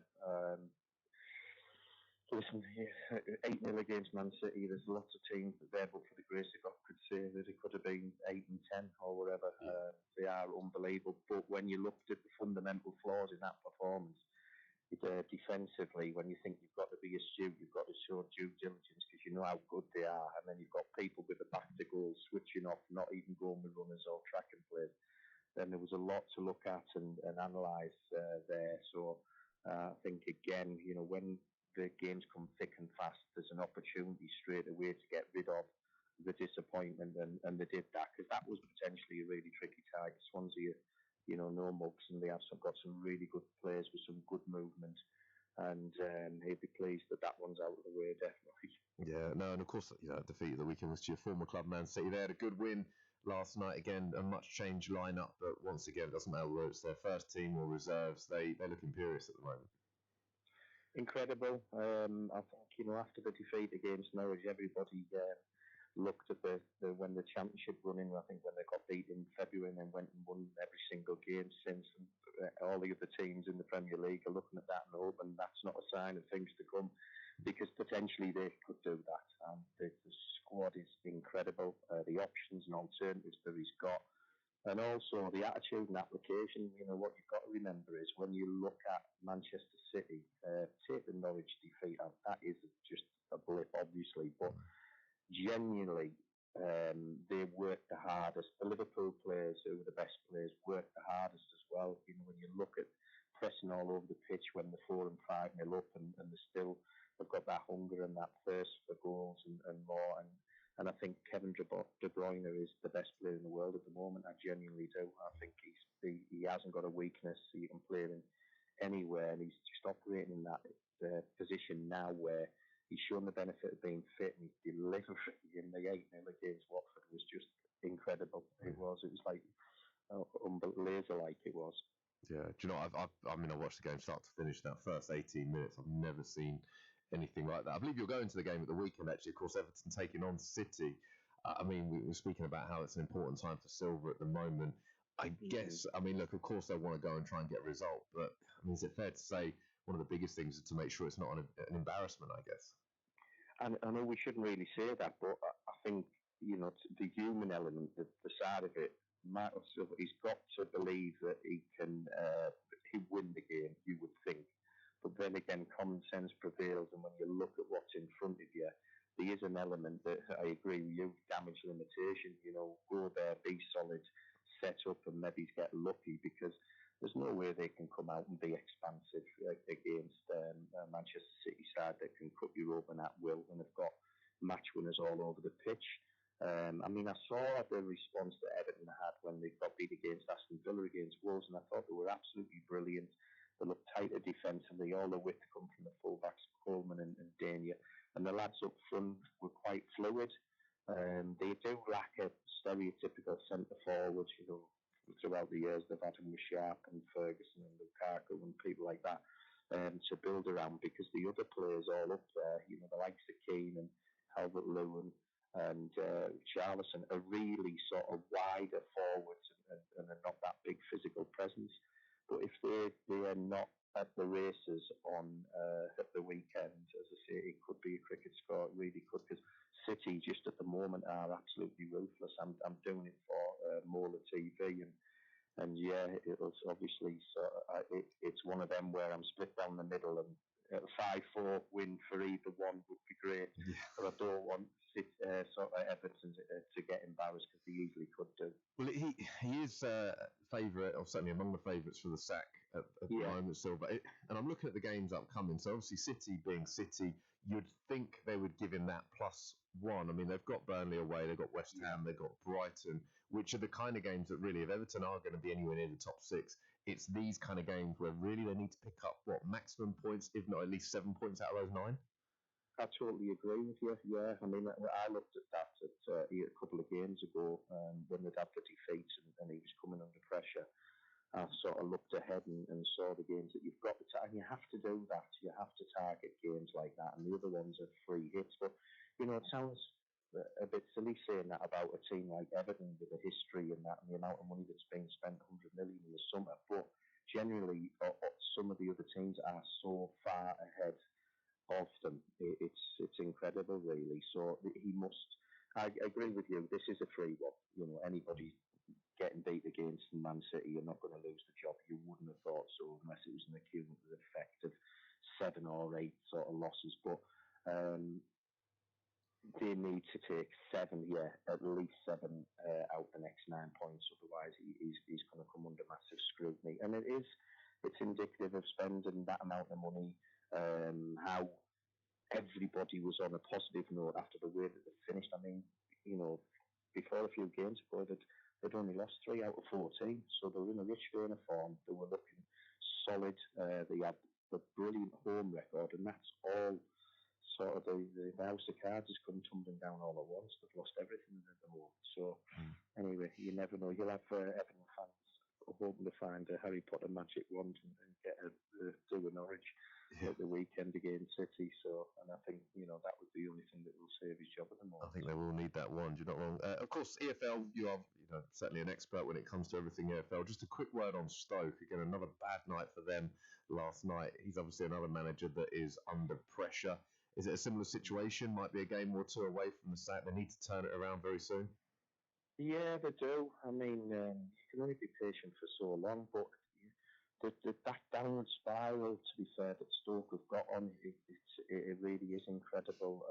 And they've done it each time that they've hit the skid sort of thing. I'm thinking, look at that squad, look at the players in there, but inherently they've been associated with a bit of failure and can't seem to get out of it. But if I was picking an 11 out of them, I'd be happy that they could beat anybody in that division. It just seems a mental block at the moment, and he's come into there, he's trying to put his own stamp on it, and it just hasn't worked. And you look at the body language as well, and you look at some of the players in some of the games having a look over to the bench and sort of shaking their head, and you're thinking you can't have any discontent or whatever. You've got to get them players to buy into it, and if they're not, you get dissenters in the ranks, and it does spread. And unless you get 2 or 3 results, a sequence of results, then the pressure's just going to mount, because that is a big club. They've done it incredibly well, a bit like a Wigan, where they got to the Premier League and they sustained it as well, and they did remarkable. So now, in the past, they haven't had the success, but it's in the near future now, where they have been there and they've had a taste of it. So, ideas of grandeur, and the fans, rather than being, realistic sort of thing, think that they should be there, and they deserve to be there. So that brings its own pressure, particularly when you have big budgets. And lastly, just want to touch on the fixture tonight. Man United take on Rochdale, Chelsea, Grimsby, MK Dons, Liverpool. Can you see any upsets out of those three? Maybe it's Man United. I don't know. Is it really a must-win for Solskjaer, do you think? I don't think so, because some of the stuff that have coming out from the guys at the top are that they are going to rebuild, they are going to restructure. They're saying that the network of they've already got like earmarking players, younger players, and setting in a sort of 3 and 4 year plan. Whether that's true or not, it's people jumping on the bandwagon of what the learned people have said about the situation at Manchester United. The Roy Keanes, the Gary Nevilles. I don't really know, but on the footballing grapevine, and it is a tall and a long one and a winding one. That they're supposed to have put with Solskjaer in agreement and pivotal to it. But that's what they've put in place now. Whether or not that's the truth, I don't know. But they certainly need. They are miles away from the top 4, and if they finish, I said at the start of the season, if they finish in the top 4, they've had a remarkable season. Now, I might change that to top 5 now, or top 6, because if they get a couple of injuries to a couple of really important players that make a difference for them, then I think they could really, really struggle, and I never ever thought I'd say that. Yeah, no, I'd have to agree. Peter, as always, really appreciate you coming on. Lovely, great to speak to you. Enjoy the rest of the day, mate. You too, great stuff. Peter Beagrie there, former Everton winger, going through the EFL action from last night and tonight too. Yeah, exactly. I mean, surely, though, the whole vote of no confidence thing that's going on at the moment with regards to Ole Gunnar Solskjaer. Sorry, vote of confidence, I should say. Oh, it's just so intermingled now, isn't it? But this just means he's just out the door in a couple of months, surely. No, vote of confidence. They say that we're backing you, we're really pleased with what's going on. It's absolutely fine. When has this ever been a negative? While you were away, did you see the footage of Phil Jones being sacked in the morning behind Ed Woodward? Do you think that's what he said? I think so. I mean, I've watched it over and over, and I don't think it was. He definitely told him to shut up. Yeah, so what I think happened is, if you see a slightly wide angle, is there is a lady sat next to Phil Jones, and I think she asks him, what are they singing? And he says, sacked in the morning, and then she says something else to Ed Woodward, and he turns around and barks at her like an angry dog, doesn't he? Yeah. But yeah, no, I just worry with Ed Woodward and the Glazers, which is that, okay, all right, it does look as though United are doing well financially off the pitch. First club to record £600 million profit a year. Fine, okay, cool. But How long is it before Woodward pulls the trigger? I mean, he doesn't strike me as the type of bloke who's got a particularly thick skin. No. Right? And if he just starts hearing discontent around Old Trafford, like he did with Mourinho and like he did with Moyes and Van Gaal, how long is it before he just gets him out the door?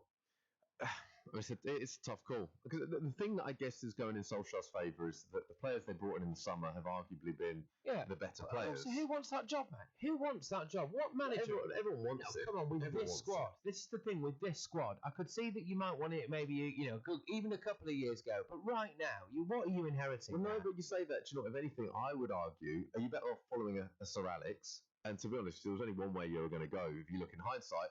Or you better off coming now. The expectation level is the lowest it's been at Man United for what, 20 years, 25 it is, but years? not still from their own fans. And the fact is as well, you're walking into a club now where you know that the owner of that, or the chief exec, seems incapable of bringing in the players that you've asked for. Let us know what you think. 0208 70 20 558 on the WhatsApp. 3 minutes to 9. This is Love Sport. Driving too close to the car in front gives you less time to react. You may not realize that you're tailgating. Leave a 2-second gap between you and the vehicle in front. When it's wet, leave a 4-second gap. By staying back, you give yourself time to react. Stay safe. Stay back.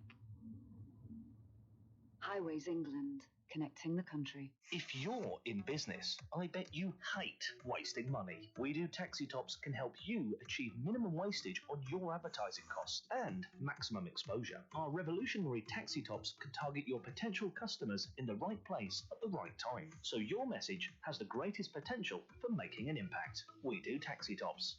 Visit WEDOOH.com. We Do, the smarter, quicker way of advertising in London, supporting London businesses of all sizes. How are you? How are you really? Modern life can be busy, and sometimes it's easier to look after others before looking after yourself. But there's only one you, and making small changes to your lifestyle now could improve your chances of staying healthier longer. So take the first step to a healthier you with our free How Are You quiz. See how you score and get personalised tips and support, from how to eat a little healthier to turning a 10-minute walk into exercise.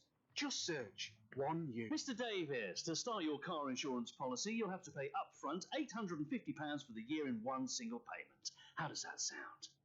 £850? Yes, Mr. Davis. In one go? Yes, Mr. Davis. Today? Yes, Mr. Davis. In one single payment? Yes, Mr. Davis. With new Aviva Plus, we don't ask you to pay everything up front. Everyone pays monthly at no extra cost. New Aviva Plus, car insurance the way it should be. Excludes Northern Ireland.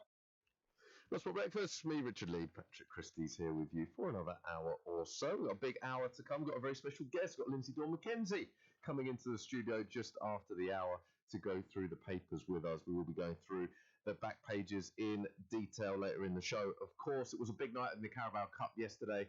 Big surprise for Spurs. They went down to Colchester. We're going to be talking more about that. A successful return for Andy Murray, his first singles win for quite some time. We'll no doubt be talking about that too. Pep Guardiola has defended Bernardo Silva's tweet. We're going to talk about that. And lastly, we'll be talking more about Ozil and Kolasinac. 2 men have been charged over that incident. Do stay tuned. The time is 9 o'clock. On digital radio, online, mobile and smart speaker. This is Love Sport News. From the Sky News Centre at 9, Boris Johnson remains defiant about suspending Parliament after the Supreme Court ruled it was unlawful and MPs should reconvene. But it's unclear exactly what will happen next over Brexit. The Prime Minister won't resign, and a general election's currently unlikely. Cabinet Minister Michael Gove says the government respects the court's decision, but insists Mr Johnson has nothing to say sorry for. We're not going to apologise for saying that we actually want to deliver Brexit.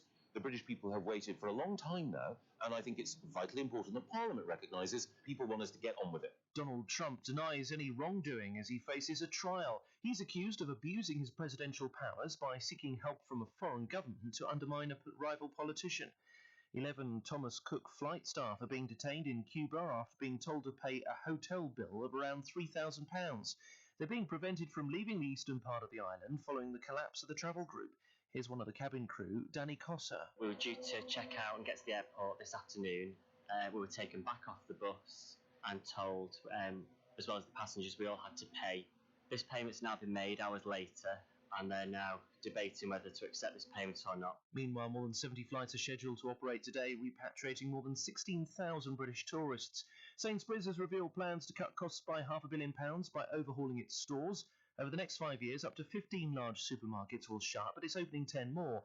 It's adding 40 outlets to its network of convenience stores and relocating about 70 Argos branches to its bigger shops. Football, Tottenham has suffered a big shock in the League Cup, losing 4-3 to Colchester in the third round. Elsewhere, there were easy wins for Southampton, Manchester City and Arsenal. None of their opponents were able to score. The original stars of Jurassic Park are reuniting for a new film. Laura Dern's posted on Instagram that she'll be back for the next instalment, and she also tagged Sam Neill and Jeff Goldblum. That's the latest. I'm Tim Jones. Love sport. Confucius once said, life is simple, but we insist on making it complicated. Well, at SEAT, we believe choosing your next car should be simple too. So we're offering the Ibiza FR for £199 a month, including 17-inch alloy wheels, full LED headlights, and your choice of colour at no extra cost. Why make life more complicated? Because them, us. SEAT. £597 initial rental price based on FR 1 litre MPI, 48-month contract hire, 18s plus subject to status, not in conjunction with any other offers. Damage charges may apply. No ownership. SEAT Financial Services. Love Sport Radio. On digital radio, online, mobile and smart speaker. This is Love Sport Breakfast with Richard Lee and Patrick Christys.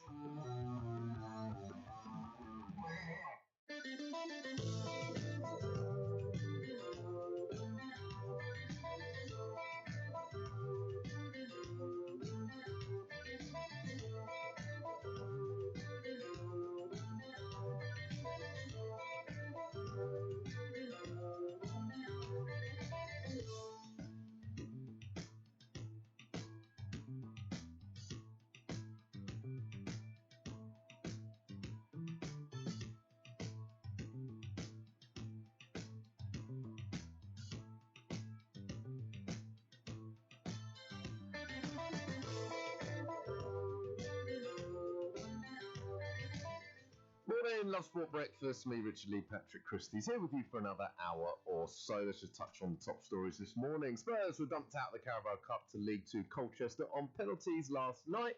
Andy Murray won his first ATP Tour level match since coming back from his injury. Pep Guardiola defends Bernardo Silva's tweet, saying it'd be a mistake to punish him. And two have been charged over the Ozil and Kolasinac incident. We are here with you all the way until 10 a.m. And Patrick, we have a very special guest, don't we? We do indeed. Yes, we're doing a slightly alternative paper review with Lindsay Dawn Mackenzie, and it's an absolute pleasure to have you with us today, Lindsay. Thank you for having me, guys. Thank you. So you're going to kind of whiz us through the news a little bit, aren't you? I think. Yeah, and I was so much in the news, and I've been watching the whole Boris blasts. And what do you make of Boris? Because I think he splits opinion, doesn't he, as an individual? But some people quite like him. He's a bit of a go-getter. He's a bit of a kind of floppy-haired rascal.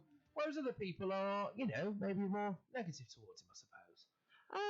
I mean, I don't really have an opinion of him personally.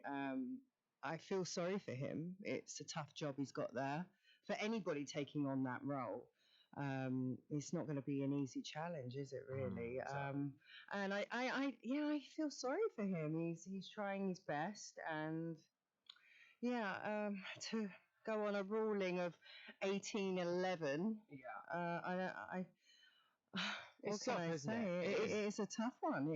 I don't think I'd want that job, because it's as well just the whole thing, isn't it? The intrusion into your private life. You can't really do anything. Everyone's scrutinising you. Yeah, I was reading about his friend he was giving IT lessons to. Oh, yes, yeah.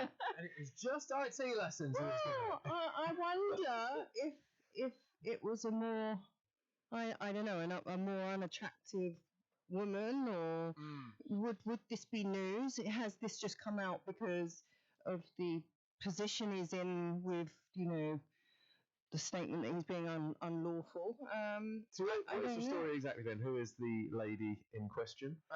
She's American. Yes. So it's this American IT executive, I suppose, is maybe using it quite loosely. She's also had an interesting personal life, I think it's fair to say. She's a very glamorous lady. She's known to enjoy pole dancing from time to time, which is perfect. It's actually a really good way to keep It's fit. actually a hobby, and yes, it's a form of fitness these days. And it happens to be a good visual. Yes, exactly. This is So it. Boris is doing a nice thing. Is that what we're saying? I'd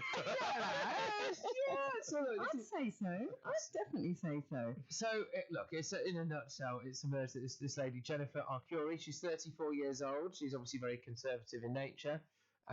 She won a grant of £126,000 from the government to help set up a tech company. For what it's worth, she is also a very good-looking lady, and there are clearly some people saying that maybe this helped. Right, okay. Well, we don't know. We don't want to speculate. No.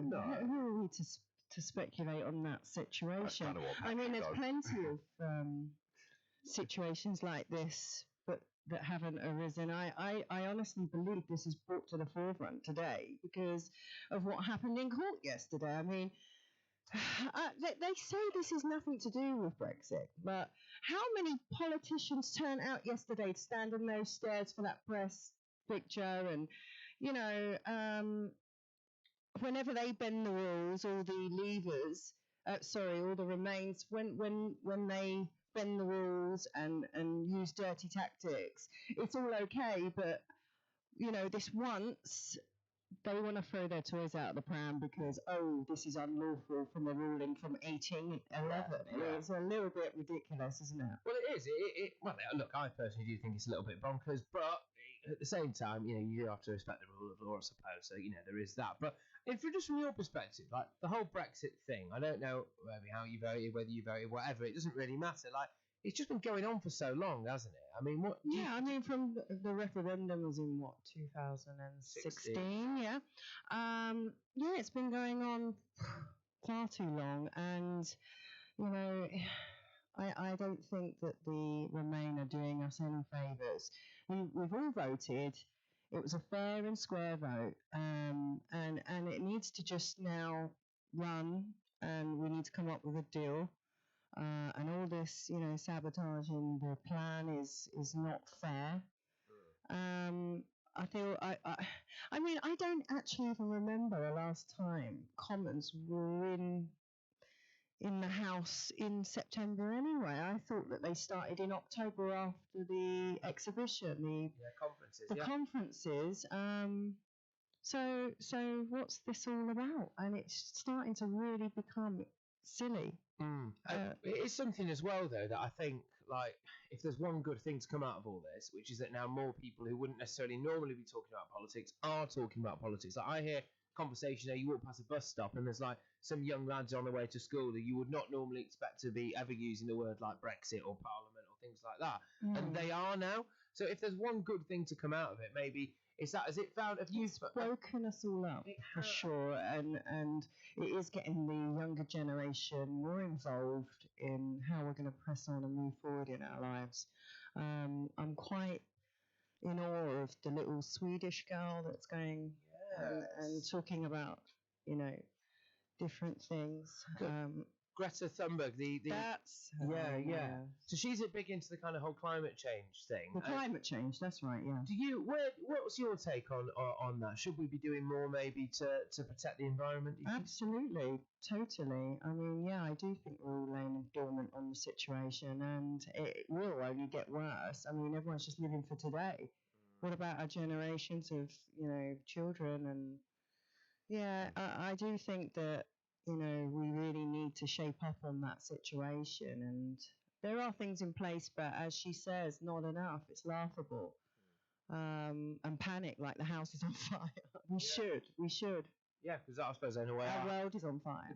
Exactly. I mean, this is the thing that really wound me up. Where we had the actual Amazon rainforest was on fire not so long ago, and Brazil needed some financial help to sort this out because it affects us all. And what happened was that the Brazilian president essentially had a go at Emmanuel Macron, the French president's wife, because she's quite a lot older than him.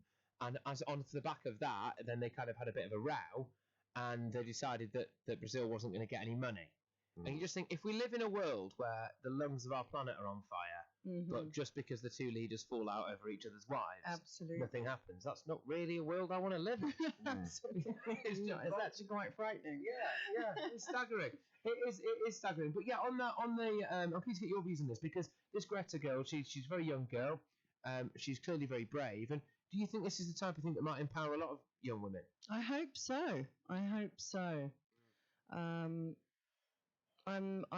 think I read yesterday somebody said something very mean about her, about her disability. She has Asperger's, doesn't she? So, you know, from my perspective and mother of an autistic child, that hurts a lot. And when she said, "Why am I here? I should be at school," is just, you know, in your face. That is the truth, and she shouldn't be there. And you know, all the money we spend on having people in place for these situations and to deal with the future, and why is this 16-year-old sat there across the river, like she says, across the pond? You know, she shouldn't be there. And it winds me up when you see this room full of people. So it's at the UN meeting in New York, which is basically just everyone who's anyone in the world of politics is there, right? And they're all sat there and she speaks and they all just stand up or get off their feet like this and go, yeah, fine. Well, just do something about it then. I actually think they should all be very embarrassed. Yeah. How embarrassing. It is, isn't it? It is ridiculous. Like, it's all very well and good clapping like a seal at a zoo, but actually it's got a bit of money behind it. It's embarrassing. Yeah. And they're probably all paid 50,000 plus a year. And this young girl is at school and coming and teaching all these adults a lesson here. It's unbelievable. Yeah. I can't believe it. It is shocking, isn't it? Rich, how are you? Good on her. Yeah. I mean, you were in America recently, weren't you? I was, yeah. You just got back from Las Vegas. I did some investigative reporting over there, of course. Yeah. What did you find out? Loads. Yeah? Yeah, I mean, you Don't put it all on red. Yeah, no, did some reporting on, of course, Tyson Fury fought there the weekend before, and I mean, you asked me any question about Tyson Fury, and you know, I'm sure I can answer it now. You got any questions? Or? No, not really, because I don't know anything. Probably a good job. No, it was a lot of fun. Okay, I want you, so if it's all right, I'm just going to grab a copy of Daily Mail, and I just want you to just say what the first thing that comes to your head when you see this particular gentleman is, if you don't mind. That would be lovely for us. So here we go. This chap, he's called John Burker. Oh, wow. What do you make of him? Just review his outfit at least. Yeah, I mean what's the first thought? Yeah? Oh, I couldn't possibly do that. I just think the guy's a really big hypocrite. I really do. Yeah, the way he bends the rules, and then he's there with the Remainers, you know, this is unlawful. Oh, really? Well, why don't we get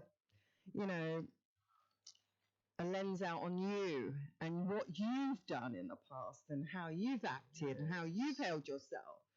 Yes. You know, how dare you? This is like ridiculous. Absolutely. I mean, he has had a rather fruity past, actually, this guy. He used to be part of, anyway, quite a far-right group at university called the Monday Club, which is the polar opposite of where he is at now, you know. And it just seems to me very strange that somebody can make such a change, you know. And I think, I don't know about you, but I want politicians to kind of do their job. I don't want them to be relentlessly trying to just get in the take the time off. Goodness gracious, it's 4 weeks off. Who's complaining here? Yeah. You can't change the vote. We're not having another referendum. Get over it. Go and take some time off. Spend some time with your children. You know, you haven't been into the house in September in 40 years. You know, October, go back and let's start again. Let Boris do what he needs to do. Get out of his way. You know, and another thing, the Queen's behind it, obviously. You know, the Queen's agreed this. Yeah. And that's that. Yeah. I think you should run for Prime Minister. I'm just going to put it out there. What do you guys think? Let us know on WhatsApp. 0408 70 20 558. Lindsay staying with us. The time is 16 minutes past 9. Love sports. Please state your reason for this call. I would like to end my home insurance policy. Please state your reason for this call. End my policy. Please enter your 12-digit passcode. ended. Finally. To confirm end of policy, please enter credit card details and pay £50. With Aviva Plus home insurance, you can pay monthly at no extra cost and with no cancellation charges. New Aviva Plus. Insurance the way it should be. Excludes Northern Ireland. Hi, my name's Bob. I'm a retired civil servant from Durham. I used the advice that a spokesman said gave me to haggle with Sky to reduce my monthly payments from £86 per month to £43 per month, which was a saving of £774 over the 18-month contract. A nice result, if I say so myself, but it was only due to a spokesman said on his brilliant advice that I was able to do a deal for the new contract. With a spokesmansaid.com. Fighting for you, saving you money. If you're in business, I bet you hate wasting money. We Do Taxi Tops can help you achieve minimum wastage on your advertising costs and maximum exposure. Our revolutionary taxi tops can target your potential customers in the right place at the right time, so your message has the greatest potential for making an impact. We Do Taxi Tops. Visit WEDOOH.com. We Do. The smarter, quicker way of advertising in London, supporting London businesses of all sizes. You probably think you're pretty good at multitasking behind the wheel. I mean, you have to multitask to drive. So what's wrong with checking your phone? The thing is, your brain simply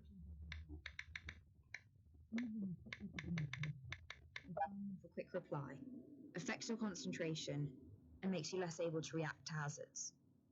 If you use a mobile phone while driving, you're 4 times more likely to crash. Think. Put your phone away. I love it when it's windy. That way you can tell it's my real hair. This is Love Sport. Love Sport breakfast from me, Richard Lee, Patrick Christys, and Lindsay Dawn McKenzie is joining us to go through the papers. Exactly. Now, there's a story that I'm really keen to get your take on. Yeah. And it's about the fact that, look, we all know feminism's on the rise, and I think that's a brilliant thing. Women have been, pretty oppressed for generations, really, in a lot of respects. Yeah. There's the US women's national team captain, Megan Rapinoe. She's a fantastic footballer, really is a world leader at what she does. Brilliant. She's also a very proud kind of activist for minorities. Sorry, where is she from? She's American. Okay. She's American. So she is big at standing up for the LGBT plus community. Fantastic. Obviously, kind of ethnic minorities, things like that. And she's positioned herself as this kind of almost like political figure. So is she openly gay? Yeah. Okay. And the issue that has arisen was, as we talked about off air, this new award ceremony that's happened, the FIFA award ceremony.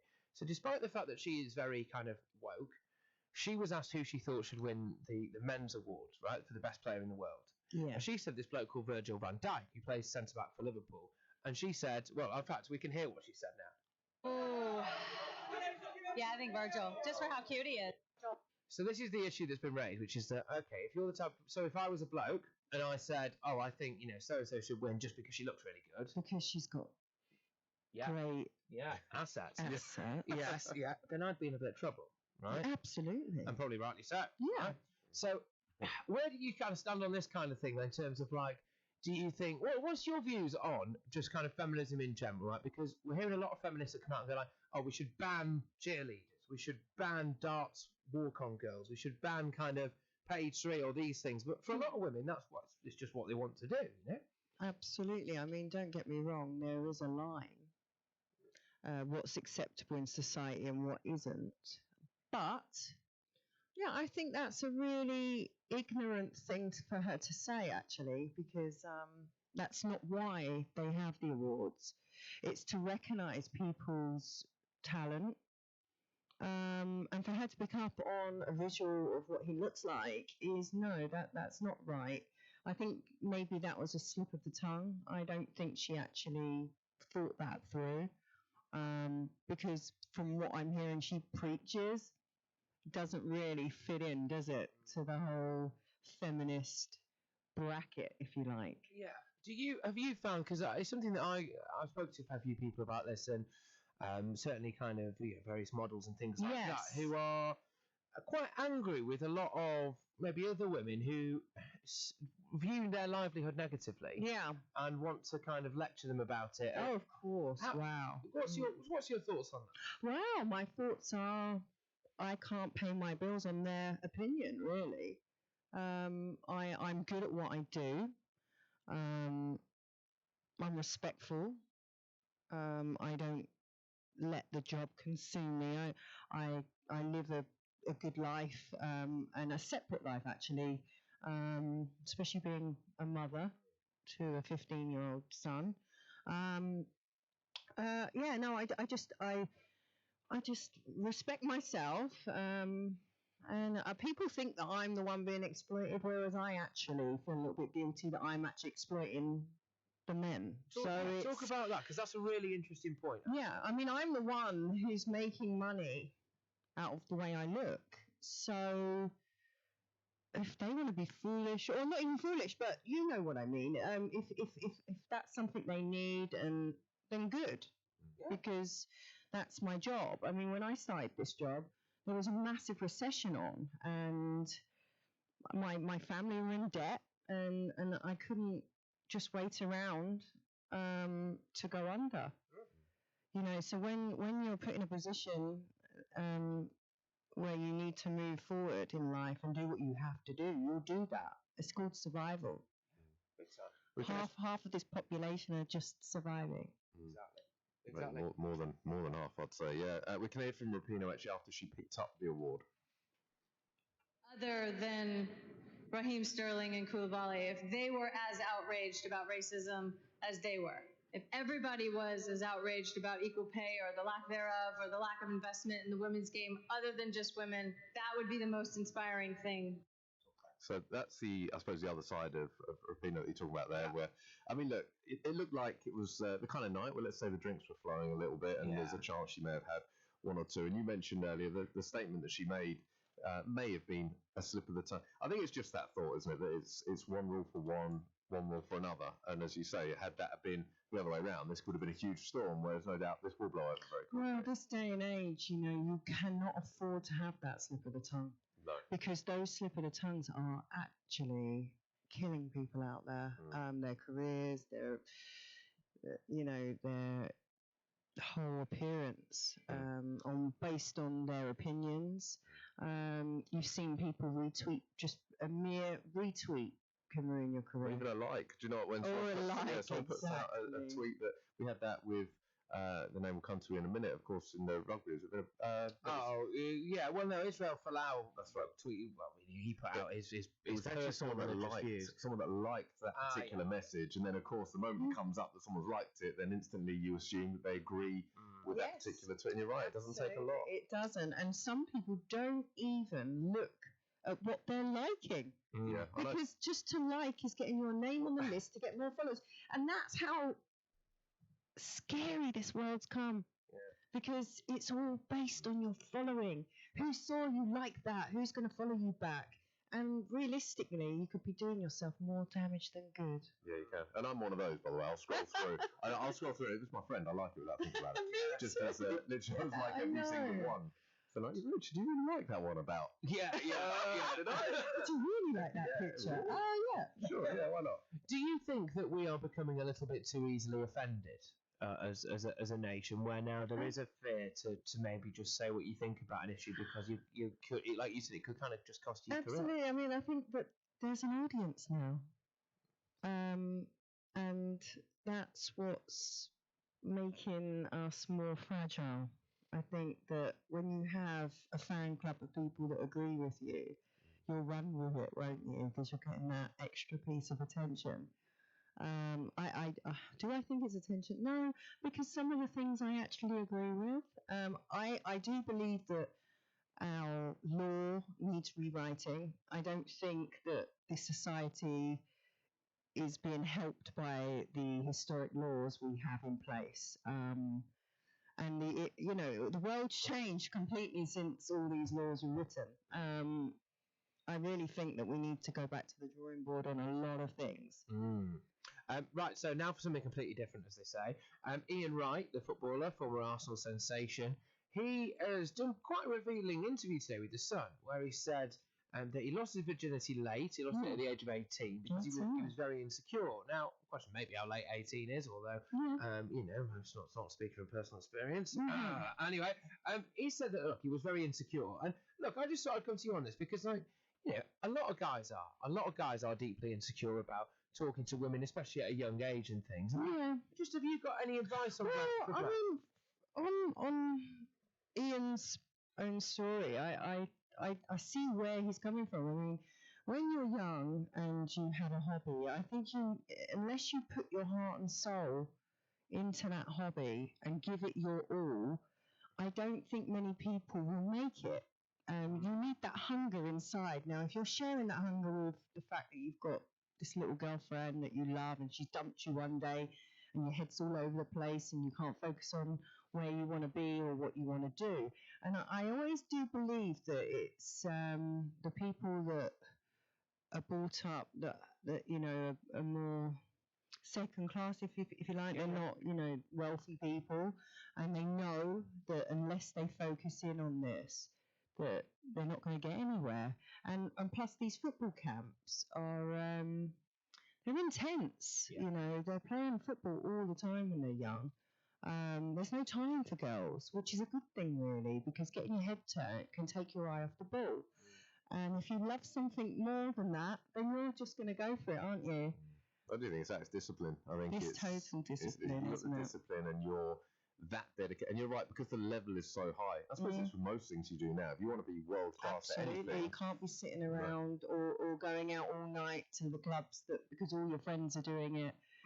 And it must be really, really difficult considering how we document our lives so much. So to be a young lad, seeing your friends, you know, getting tables in clubs and doing this and doing that and having hot chicks, and you're just focused in on your football, it must be tough. So good on him, 18. That was a long wait. But I hope he's made up for it. Yeah, absolutely. So, good lad,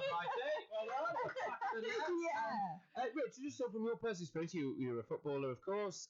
Is this something, not into graphic detail, but it's something that applied to you about just the raw focus on your football career as opposed to women, basically? Oh yeah, no, 100%, because it was, go back to it, the level being so high. If you want to get anywhere near where it is that, of course, you want to get to, then certainly in the younger years, look, things change slightly as you get older, of course, but certainly in those younger years, the first, certainly to 18, 20, even 22, 23, you're still establishing yourself, establishing your career. And I think what Lindsay says is spot on. Actually, interestingly, what you find is a lot of footballers settle down early. And I think there's something to that, because I think if you're a single footballer and you're 18, 19, then there is a temptation to be out on a Saturday night or on a Tuesday night when the players have a Wednesday off. And suddenly, I don't know if you were in and around the London scene at all, but I remember when I was younger, the amount of players that would be out every Saturday, Tuesday, Yeah. and so many players Tuesday, just drift. China, right? Good.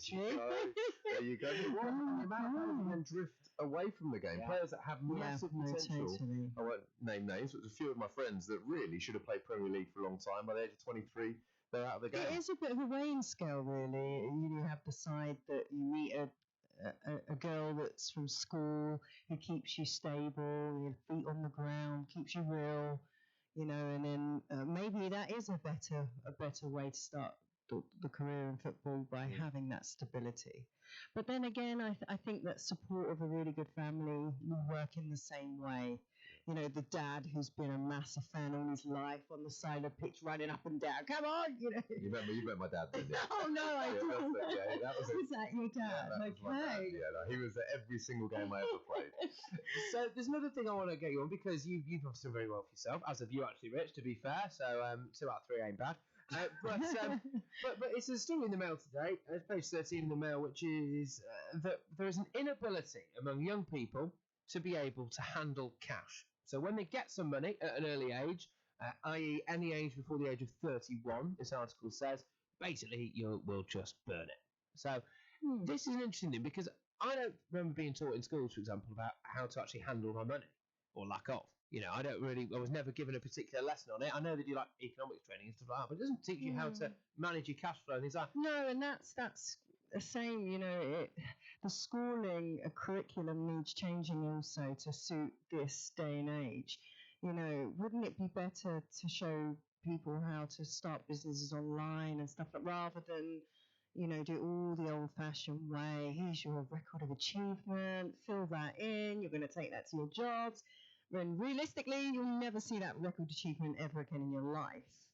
GCSE results, do you get asked for them these days? No. I don't even know. I mean, wouldn't it be good to rewrite our new rules for everything? Schooling, politics, everything. My biggest one is the psychological side of it. Like, you think how many kids, not necessarily study psychology, but actually emotional intelligence, the amount they get to 16, 17 are so emotionally fragile. Yeah, and they're just this roller coaster.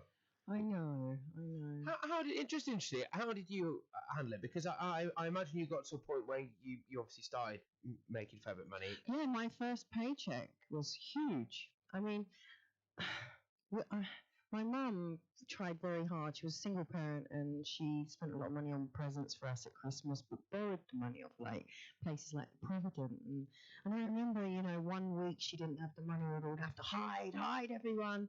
But when I got that first paycheck, I gave it straight to her and said, pay off anything you owe, because that's why I'm doing what I'm doing, to secure everyone here. It wasn't just for me, it was for my whole family.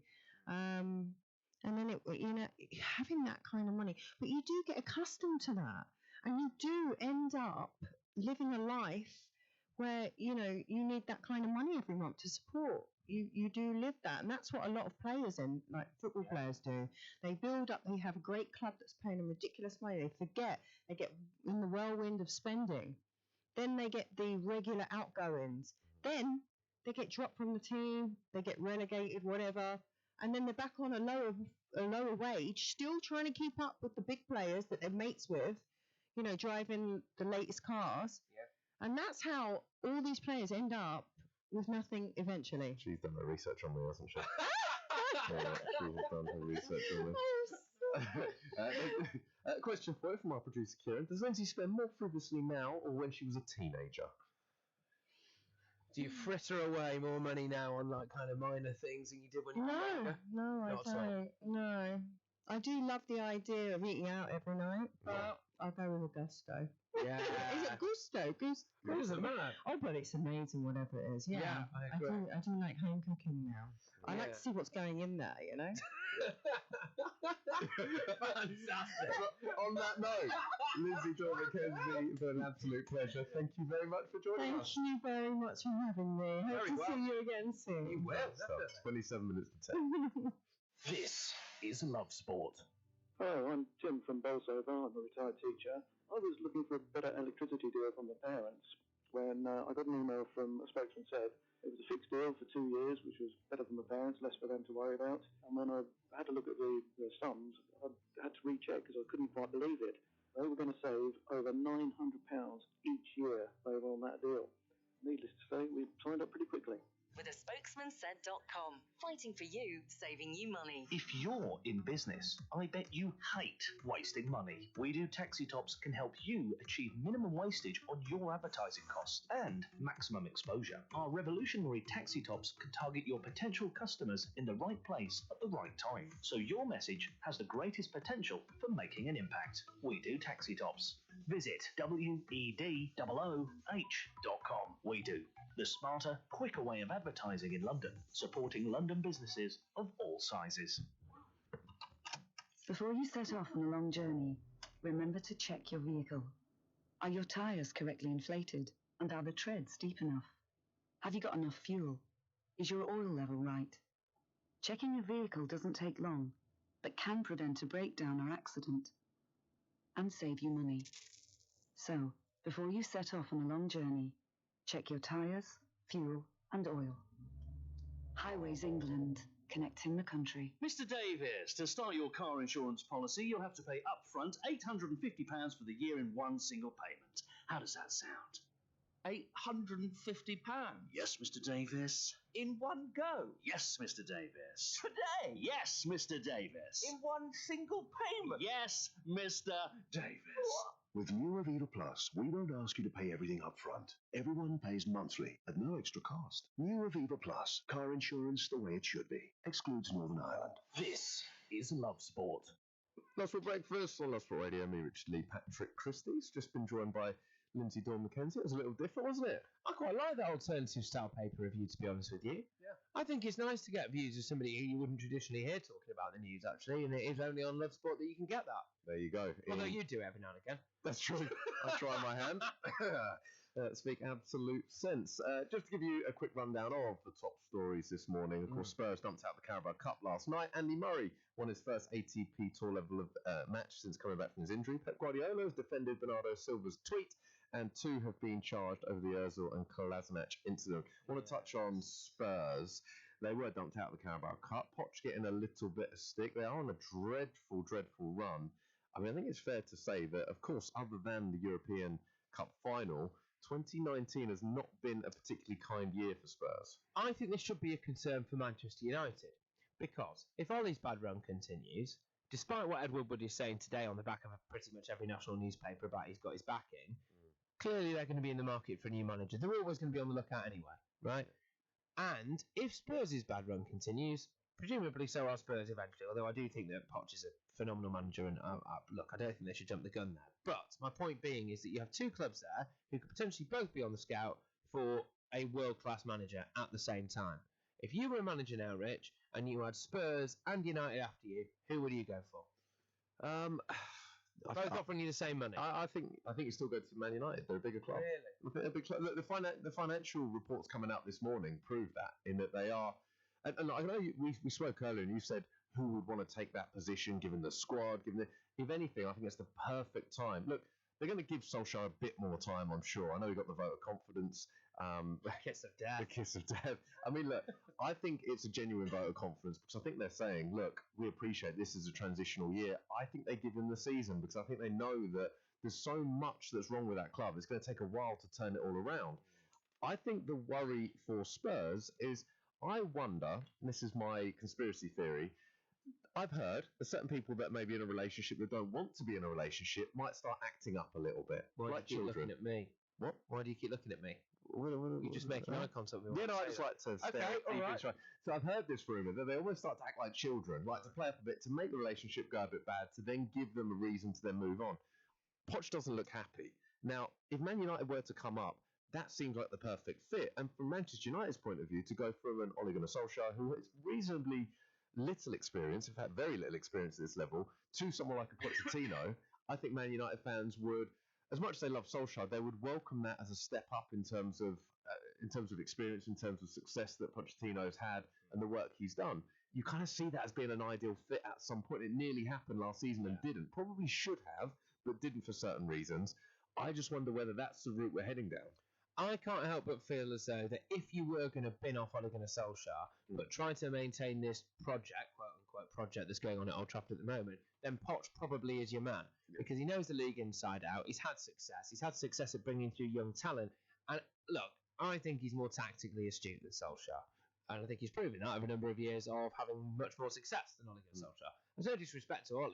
He's obviously a very nice chap, isn't he? But you clearly look at Poch and go, well, tactically speaking, he's overachieved for maybe the tools that he's had at his disposal. And so he's probably the natural successor if indeed it comes to that. But look, just moving on a little bit from Spurs, Arsenal were in fine fettle last night, winning 5-0 against Nottingham Forest. Martinelli scored on 31 minutes, and then again in the second minute of added time at the end of the game. Rob Holding, who took the captain's armband actually off Ozil yesterday, 71 minutes, he popped up with that fantastic header. And then a couple of the youngsters, Willock on 77 minutes and Nelson on 84. It just all looks very positive for Arsenal at the moment in terms of the youth and the squad depth. It does, and actually, if anything, looking at the starting lineup, it was pretty much at least sort of 8 changes, maybe even more than that. So, I don't know, you look at this team, the fact they won so comfortably, so convincingly, and the younger players doing what they did, it does make you wonder. You know, they've obviously they spent a lot of money this summer for Arsenal. You know, they've Pepe in particular spent a lot of money. You do wonder whether it was absolutely necessary when you see the likes of certainly Willock coming through. You know, we spoke a bit about Holding as well, who's back from injury, which is a big boost to them. But Reece Nelson, fantastic young player, and you just wonder whether actually it's time now to really give them an extended run in the team. I think so. And if you look at what's happening with Ozil, now I absolutely refuse to buy into the fact that Mesut Ozil, after being robbed at knife point in Golders Green by a bunch of kind of moped hooligans, I refuse to believe that has knocked him so much to the point where he's unable to really play. He played last night. The guy was an absolute kind of liability for a couple of years before that, showing fleeting moments of class in an otherwise very miserable and moody time. By all accounts, he spends more time on Fortnite than he does at the training ground. He just seems like he doesn't want to be there whatsoever. So numerous falling outs with Emery. The idea for me that you could use some kind of machete-style knife attack as the excuse for this, normally you would say yes, absolutely fine. But it can't be true, because he's gone AWOL before that. And I think Arsenal fans now are absolutely sick of him. And the idea, you look at they bring in Ceballos off the bench. Everyone was happy to see him. Mesut Ozil left the pitch last night to kind of the muted applause that Tony Blair sees at the end of a Women's Institute speech. I mean, it was ridiculous. Whereas you look at the talent that's there. Arsenal fans now, would you not rather see people like Saka, people like these youngsters coming through, like Nelson, Willock? Why does Ozil need to be there? So I look at Ozil and then I wonder, there's a lot of things that have happened. And of course, him coming to Arsenal from the environment he was in previously, whether that plays its part. What do you mean? Well, like, if you're in an environment where it's just absolutely about success, in fact, they sort of say, don't they, if you become the average of those around you. Now, if you go, I had the one experience where I went from Brentford to Fulham. Now, at the time, Fulham were in disarray. Brentford were flying high in the Championship. Brentford ended up making the playoffs. Fulham just escaped relegation. I saw the difference going from that Brentford squad to Fulham, where you go into a very different environment, where suddenly the characters of the players were different. They were turning up late. The training was poor. We're doing these five-a-sides, and no one's really tracking back. No one's really trying, and it's just accepted. Then I thought, actually, like at the time, I got quite frustrated in training. I remember having a pop at a few of the players, but I thought if I was a different character, it could be very easy to go from this world-class environment, world-class standards, to suddenly being, oh, actually, this isn't the case. I'm sure people have it in business. You go from one job to another and you realise it's a very different environment you're walking into, and it can be easy to mould into that environment. I wonder how good the environment is at Arsenal. I wonder how good the environment is at Man United. And I can imagine if you're the type of player that just fits in, that you can go from being in a great environment to a very average one, and maybe that can impact you. I wonder whether that's played a part with Ozil. I want to raise a story that I think most people will be interested in, Rich. Go on, I'm ready. The FA has been asked to form an England Legends side to compete against other Legends teams from around the world. So Germany already have one. Italy have one, and it's mostly players with a huge amount of kind of World Cup and European success. And now the FA are looking to do it potentially with a view to competing in a Legends League, an 11-a-side Legends League. So Matt Dickinson has picked his team here in the Times. Might surprise you. Okay, cool. This is an England Legends team. So players must be retired from professional football and have won at least one senior cap. Okay, that's the rules. All right. In goal, Rob Green. Right. Okay. Then you've got Rio and Sol at the back. Okay. Ashley Cole on the left, Phil Neville on the right, central midfield of Gerrard, Scholes and Lampard, all right, Beckham, Joe Cole, and up front, Peter Crouch. So I see what he's done, because I'm thinking, well, that's not what it would be is, like, for instance, in goal, you'd have David Seaman, maybe, or you'd have like someone who's played that many. But of course, David Seaman in his current state is not going to be as fit as a Rob Green. Is that what we're looking at? Because Peter Crouch has just retired. Is that? I suppose so, but I mean, also just not the most inspiring. I mean, you know, top to bottom there, you've got Rob Green at the back and Peter Crouch up top. Yeah, it's not inspiring, is it? Well, it's not. But for instance, I look at some of the state of what players are in now, like some of the ex-players. I saw a picture of Neville Southall the other day. Yeah, incredible. I mean, but Steve look, Bruce, Neil Ruddock. I mean, look, Robbie Fowler. Should we just go through them? Yeah, let's pick that level. Yeah, let's do but that. I guess that's it. If you want to actually compete and you want to actually win, Peter Crouch makes sense. He's still got the fitness of a. Okay, who else you got up your sleeve? Gosh, so many more. Oh, there's loads you could go off, isn't there? Yeah. People have really let themselves go. John Barnes. Yeah. He's not really letting himself go. He's always built like a tank, wasn't he? But he certainly looks pretty slower. Yeah. Yeah, there's a few you could really. This is it. I think it depends. We're choosing an all-time Legends team. What a player Pally was, eh? Oh. Yeah. Anyway, so we're going to reminisce further very shortly. 9:45. Giving your team the coverage they deserve. Love Sport Radio. Hi, I'm Marilyn from Oxfordshire. My current insurance company quoted £245.08 to reinsure, and a spokesman said obtain me a price of £173.49 for the same cover. This was a fantastic saving for me. And next time my car insurance comes up for renewal, I will be going through a spokesman set. No doubt about that. With a spokesmansaid.com. Fighting for you, saving you money. Please state your reason for this call. I would like to end my home insurance policy. Please state your reason for this call. End my policy. Please enter your 12-digit passcode. Policy ended. Finally. To confirm end of policy, please enter credit card details and pay £50.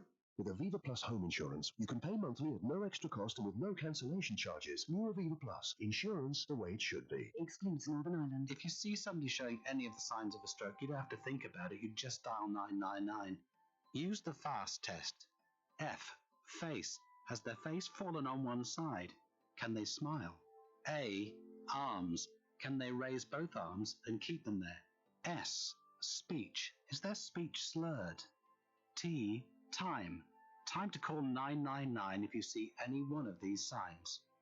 Act fast, make the call, dial 999. If you're in business, I bet you hate wasting money. We Do Taxi Tops can help you achieve minimum wastage on your advertising costs and maximum exposure. Our revolutionary taxi tops can target your potential customers in the right place at the right time, so your message has the greatest potential for making an impact. We Do Taxi Tops. Visit wedooh.com. We Do, the smarter, quicker way of advertising in London, supporting London businesses of all sizes. Want to know how I change a light bulb? I hold the bulb and I wait for the world to revolve around me. Love sport.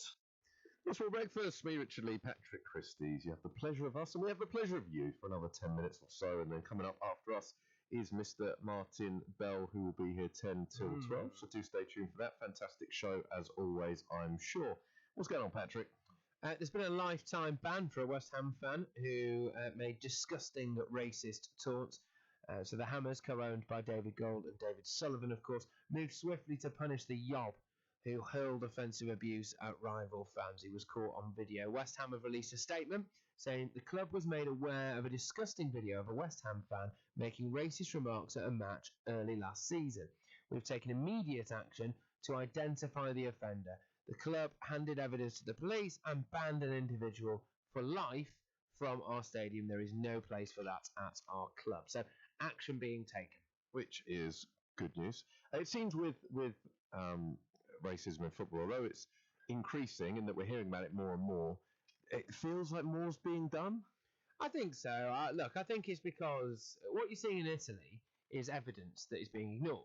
So you're seeing the fact that you have a justified as well. Well, unjustified. Yeah, you're right. Exactly, that's it. Whereas at least in this country, we are taking the opposite view, where nobody ever, well, certainly no one I've heard anyway, is trying to justify any kind of form of racism whatsoever. And lifetime bans are what needs to happen. They are what needs to happen. I'd give them like, I'd just go, you know what my views are on this. I'd go much further anyway. I'd give them travel bans. I'd do some kind of ritualistic humiliation that really mugs them off, so they have to explain to their kids one day, well, they have got the word racist tattooed on their forehead, you know? Yeah, I see there's an interesting story involving Tyson Fury. Of course, I was doing a bit of investigative reporting on Tyson Fury. What are the papers saying about... Did you do anything on his opponent out of interest while we were in Las Vegas? Yeah, I mean, they're all talking about the upcoming opponent. No, the one that he fought in Las Vegas. Yeah, just before he got to Las Vegas. Yeah, no, they said he was... Who was that out of interest? Otto, was it Karen? Otto Wallin. Right, okay. Yeah, no. So they were saying that Fury was better and deserved to win. Excellent. So Tyson Fury cuts it fine. That's the line in the Sun. His eye injury will keep him waiting on a rematch with Deontay Wilder. He, of course, had to have 47 stitches, Rich, after this. It was a shockingly bad cut, wasn't it? Really. I mean, it is the type of thing that you know only a mountain like Tyson Fury could ever come from. But now the Gypsy King, as he's known. Is healing. He said it'll never be the same again, but he is going to have to wait quite a lengthy amount of time for his next bout. Good stuff. Mr. Kieran Wellington is in the studio. I am indeed, and I want to cover the South Coast Derby, the biggest derby in my sort of, well, it's not really my neck of the woods, to be honest. I live on the Southwest Coast normally, so it's not my neck of the woods. But hey, Southampton Portsmouth fans, they haven't faced each other in a long, long time. I think it was Southampton's first win at Fratton Park since the 80s. This means a lot to Southampton fans. And one of those Southampton fans is Danny Ings, who we can hear from now. It's a derby that I've always wanted to play in. I've been very fortunate to play in other derbies, but this one definitely tops it off for me. So yeah, it was a great night, great for the fans, and fantastic one. So Rich, my question to you is, Danny Ings played blinder, scored twice. Does it instigate kind of you playing well when you're in a derby, and especially one that matters to Danny Ings? You know, he looked sharper than everyone else on the football field. Is there something within a human being that just lifts them up for these sort of games? I think it's the realisation that you score a hat-trick in the no disrespect, but the, what's it called now, the leasing.com Cup on a Tuesday night when no one's watching, no one really cares. You go and have a good game against your local rivals in a game that means so much to the fans. It's the kind of thing that etches you in folklore. I mean, even from a personal point of view, for all the games that I play for Brentford, whenever I meet a Brentford fan, they mention one game. You know, the game would be Everton, and that's it, because that was such a big moment, and of course it's so emotionally charged. And with it being a positive result, that's the one that they'll all touch on. So it's exactly that. I think the realization going into a game, you'll be a little bit more nervous, a little bit more excited, knowing that actually this is an opportunity. It's an opportunity that you don't get many opportunities like this. You work with Uwe Rosler, and I'm just interested to know whether foreign managers can have this sort of perspective on it, and whether actually we're fortunate in the English divisions, especially with the cup competitions and the amount of derbies we can have. You know, do they actually appreciate the cup competitions for what they are? Do they appreciate the derbies for what they are? It's hard to say. They will, of course, want to win every game they possibly can. However, is this the kind of game that's going to keep him his job long term? Arguably not. Of course, the fans, it'll mean a lot to the fans, and this will have done Ralph Hasenhüttl a lot of good. But realistically, is this going to be the one that keeps his job? No, he needs to have a good finish in the Premier League. Ideally, they need to be much closer to mid-table, if not even pushing a top half finish. I mean, that's probably a little bit of an ask, but certainly to get a little bit closer to mid-table is going to be the goal for Southampton this season. Look, it wasn't so long ago that they were established in the top 10, certainly for a couple of seasons. So, look, this isn't going to... So he knows that, but at the same time, and reading his quotes afterwards and listening to him afterwards... Well, let's listen to him now, shall we? I think I've never seen such an atmosphere in a stadium. It was... You can prepare the team for a lot, but not on this power that comes from outside. But I think I'm very proud of this team. And that's a good example where I think it's even taken him by surprise to an extent. Exactly. And that probably answers your question, where people have said to him, look, this is big. You need to go and make sure you put in a performance. As much as it might be the League Cup, which doesn't mean that much long term, actually, this will do you a lot of favour with fans if you go and win this game. Yeah, absolutely. And 4-0 is quite a hammering. Like Portsmouth, wow. I know Portsmouth are League One and Southampton are Premier League, but their fans aren't going to be happy this morning. Well, actually, you say that. The Portsmouth fans last night were absolutely sensational. They were singing right till the end. They even gave all their players a massive standing ovation when they came off the pitch and everything. And it seemed like there was a kind of sense of, look, we knew we were going to get stuff, but you know, the fans are well and truly behind their club there at Portsmouth, and that's nice to see, right? Because how often is it you hear boos echo? Look at what's going on at Newcastle now, right? You know, I've got limited sympathy for these Newcastle supporters, to be perfectly honest with you. If Mike Ashley wasn't there, I think there's every chance that Newcastle would be rooted to the bottom of the Championship, right? The fact is, he has put his hand in his pocket. He is by no means the worst football club in this world has to offer. It is easy to jump on an anti-Ashley bandwagon, right? He actually has got a Premier League team there. He spent big. He's got a local lad in charge of it. And that's all there is to say about it. I wonder whether or not these Newcastle fans worldwide, are you all going to put your hands in your pocket and make a £10 million loss a year on a football club that you claim to love so much? I think the question is, though, I think the issue is, I don't think he's making a loss. I mean, look, the Championship clubs do. I think the Premier League clubs, my assumption is that he'll be making good profits. He's got all the advertising pretty much everywhere.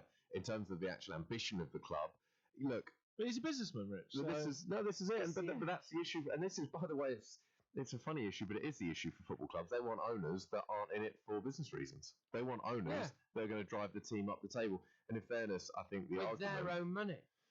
Yeah, that's it. No, and you're right. Look, I know. Look, this is where, from Mike Ashley's point of view, he won't care. He's making money. His businesses, well, some are doing well by all accounts. So he doesn't really care. But that's where the fans will care. They'll want the owner that will come in. And like Man City have got, well, they're not in it for a profit. It is just to win trophies and more of an ego trip than anything else. England's won something, lads. Go on. England has won something. That's right. Wembley will host the 2023 Champions League final.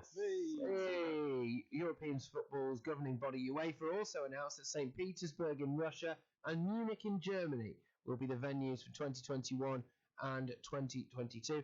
The 2023 final will take place during Wembley's centenary year. So there better be an English club there. But it's not, is it? Because we moved stadiums. So yeah, Wembley's still Wembley, isn't it? I know it's not the same though. Well, it kind of is, isn't it? It's still got the well, what's it still got? The same name. Name. Absolutely. No. Well, it's still, you know, look, if you get a car, right, and over the course of you having that car, you need to replace all 4 tyres, maybe the exhaust and the engine. It's still the same car, isn't it? Well, I don't know. Anyway, 100 years of Wembley. It was like Only Fools and Horses Trigger's broom, where he had, what was it, like 17 different heads and 9 different handles. Kind of like that, you know, but he had it for 20 years. Perfect analogy, that. I like that a lot. But yeah, looking forward to the League Cup fixtures tonight. Man United Rochdale is going to be the key one, I think, for Solskjaer.